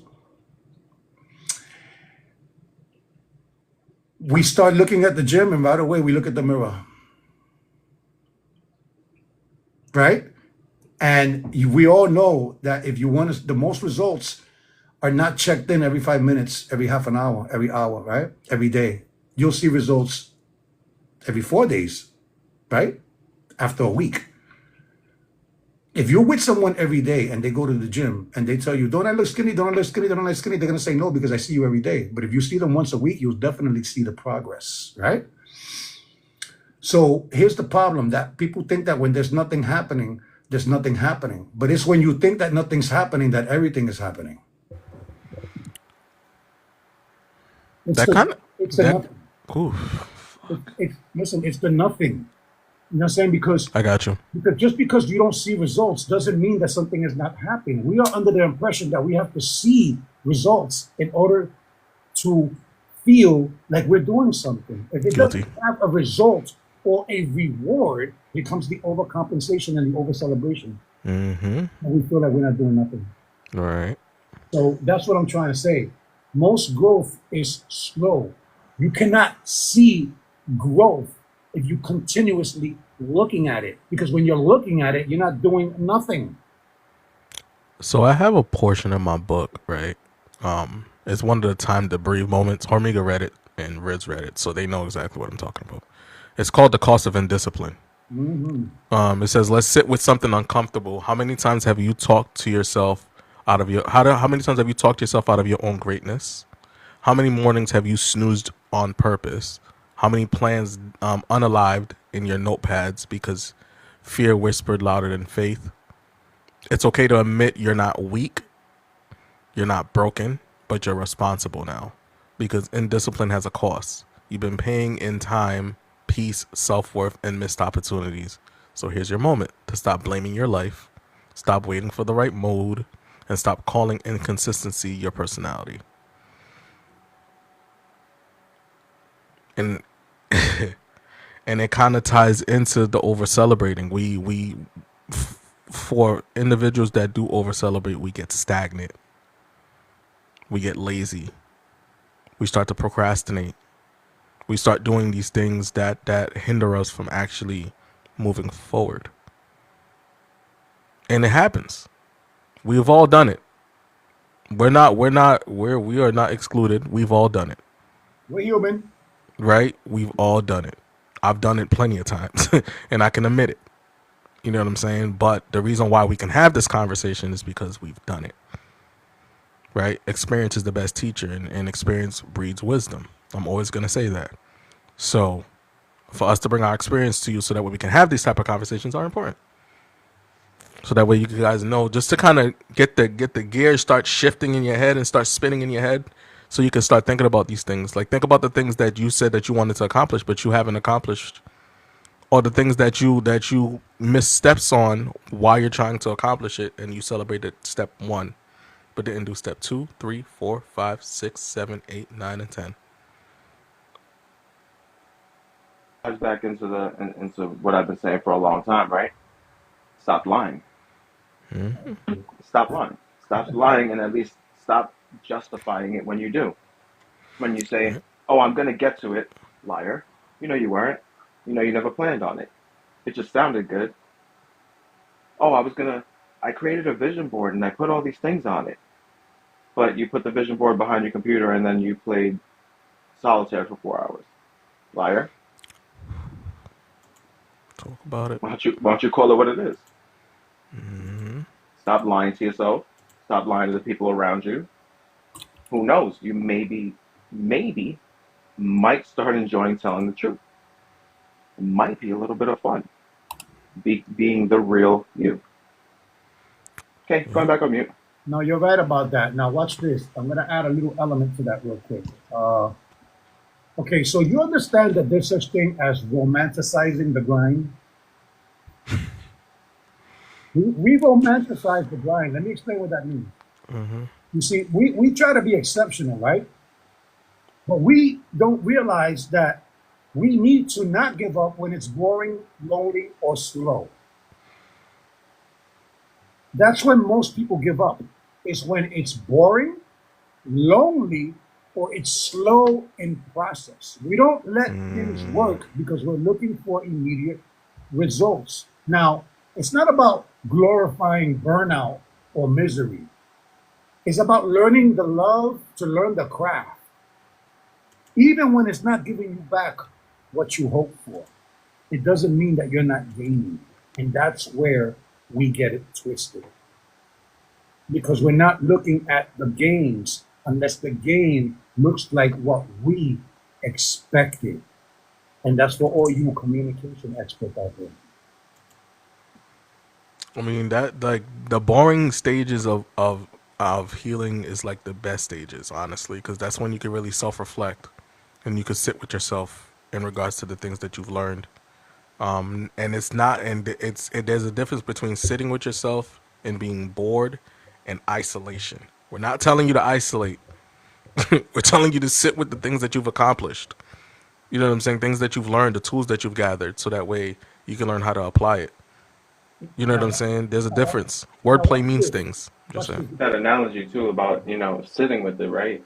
And just ask yourself the question before you sit down and heal. Shout out to Derek, right? Um, did you sit in your assigned seat or did you pick a seat? Wow. The answer, May, is correct. That is correct. And yes, Riz, you hit it you hit it on the nutsack. Watch this. Jesus Christ. Now, Nope. watch this. Because Did he remember what just I say on the told you? nutsack? Let's go back to 3 years ago when I said, fool me once, that's on you. Fool me twice, that's on me. Fool me three times, I might like that shit and I might be a masochist, right? But it's not about being a masochist, right? Because here's the problem. Sometimes we're not shaping ourselves in a way to actually handle the reward when it comes. That's number one. Number Right. two, your future self is watching you. When you think that nobody is watching you, the person in the future that you are becoming and growing into, they're watching you. Go ahead, Derek. I was going to piggyback on what Riz was saying about lying, and in what I do, and a lot of you too. A lot of the lie that we tell it to ourselves, but we also tell it to everybody else so they can leave us alone. True. Like so like when people say I'm working on myself, and I'm like, stop it, Yep. Liar. just stop. You lied. You You lying. lying. You liar. You lying. Let's discuss this over a couple of things. Right. Right. Even hit Junior in July. You see what I'm saying? Let you July. Let's discuss my alcohol problem over drinks. That's hilarious. What's and going and on, make sure Jamila? make sure you let me buy you your first shot. Right. Wait, come on, Riz, you got this. It's crazy. But Facts. yeah, but so before we get out of here, I want to thank everybody for even tuning in, for coming through and vibing with us and chilling with us. We had about 300 people that popped in here, so That's that good numbers. I appreciate y'all. I feel like overall this was a success. Cause listen, we needed this. Okay, this that. Now you over here celebrating your small victory. I'm done. Yeah. Oh wow, I'm kidding. that's crazy. come on, I'm you fucking got with this. you. You got this. That's wild. I can't believe You it. got this. But no, I really appreciate you guys. You know what I'm saying? Like, let's continue to keep doing the work. Let's continue to keep growing and elevating. Right? You got this, and I mean it because it's possible. You're capable of making things shift if you want it to shift, but you have to want it. I tell you guys that all the time. We can't want it more for you than you want it for yourself. I'm just saying, and I'm gonna stick to that. Yeah, that's this Right. is energy. That's just what it is. If we want it more for you than you want it for yourself, then we're doing you a disservice. Just saying. Anybody got anything else to say? I'll go last if anybody has anything. I'll just go off like I normally do. Make a list of the 5 people you love the most, and if you're not on that list, please ask yourself why. Make sure you remember to treat yourself like somebody you love. Boom. Derek, what you got? I don't have too much. I'm on teenager duty right now. Um, I will say this. This whole topic about over celebrating your wins, and really just being inspired to change, period.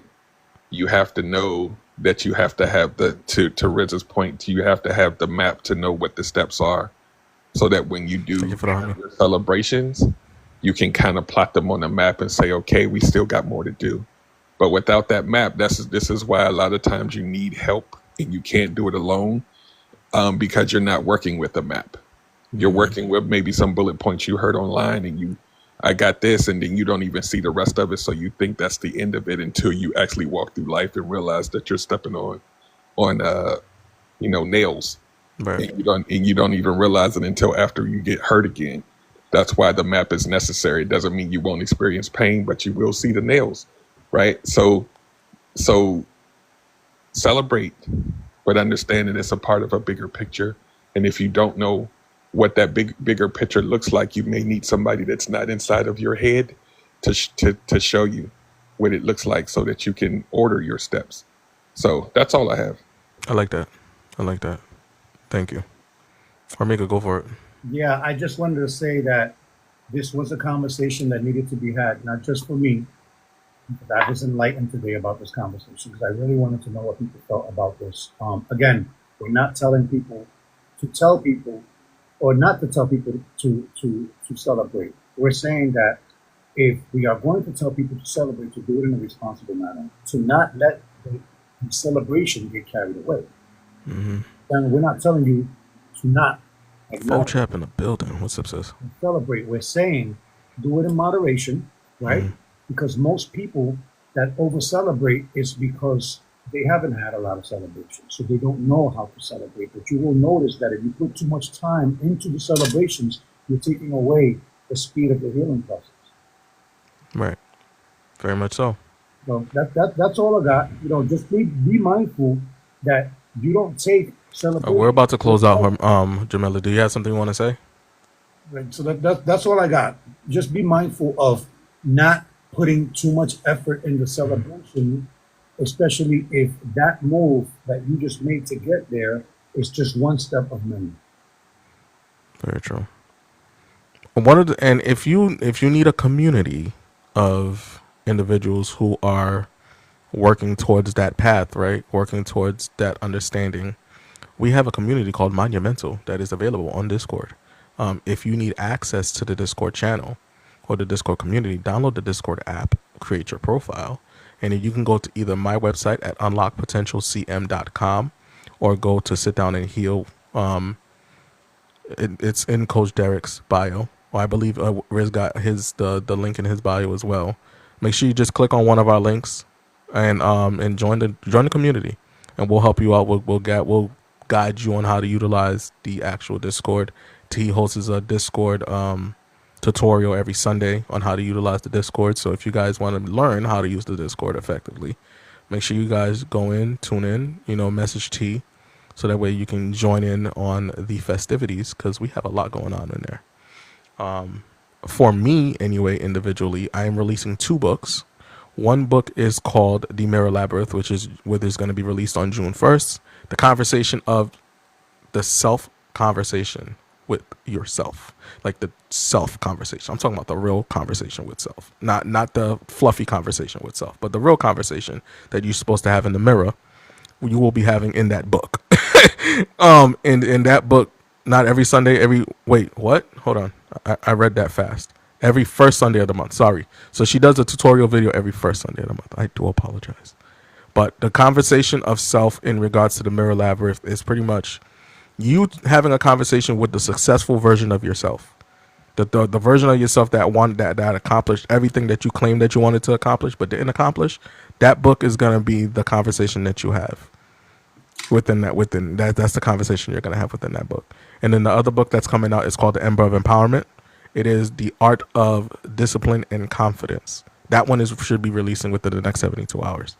So make sure you guys go to my website at emmanuelpierre.org, so that way you can purchase your copy of the book. Okay, I will make a post about it once it releases. And if you're in the Discord, you're gonna have access to it anyway. So because we have a mental health library in the Discord. And then Riz has like 3 books out as well. Go ahead, Riz. Hit the floor. Rip and run. Come on. Unmute. Come on. And dad life. Yeah. So I have created Okay. multiple books of existential poetry that will help you actually focus on some of those darker aspects. They are completely 100% based on the reader's interpretation. There is a point to it, there is a rhyme, there is a reason, but you're the only one that can give it that. So I hope you enjoy all the work that I put into it. It is indeed a We're closing out, paradox, guys. and you're the one that's going to be held responsible for having got it, for having read So it. Tristan. And once you finish reading all of those things, they no longer belong to me. They're yours, and they stay with you forever. And if you guys need help getting into the Discord, just send me a message in regards to that, and I'll help you out navigating that process.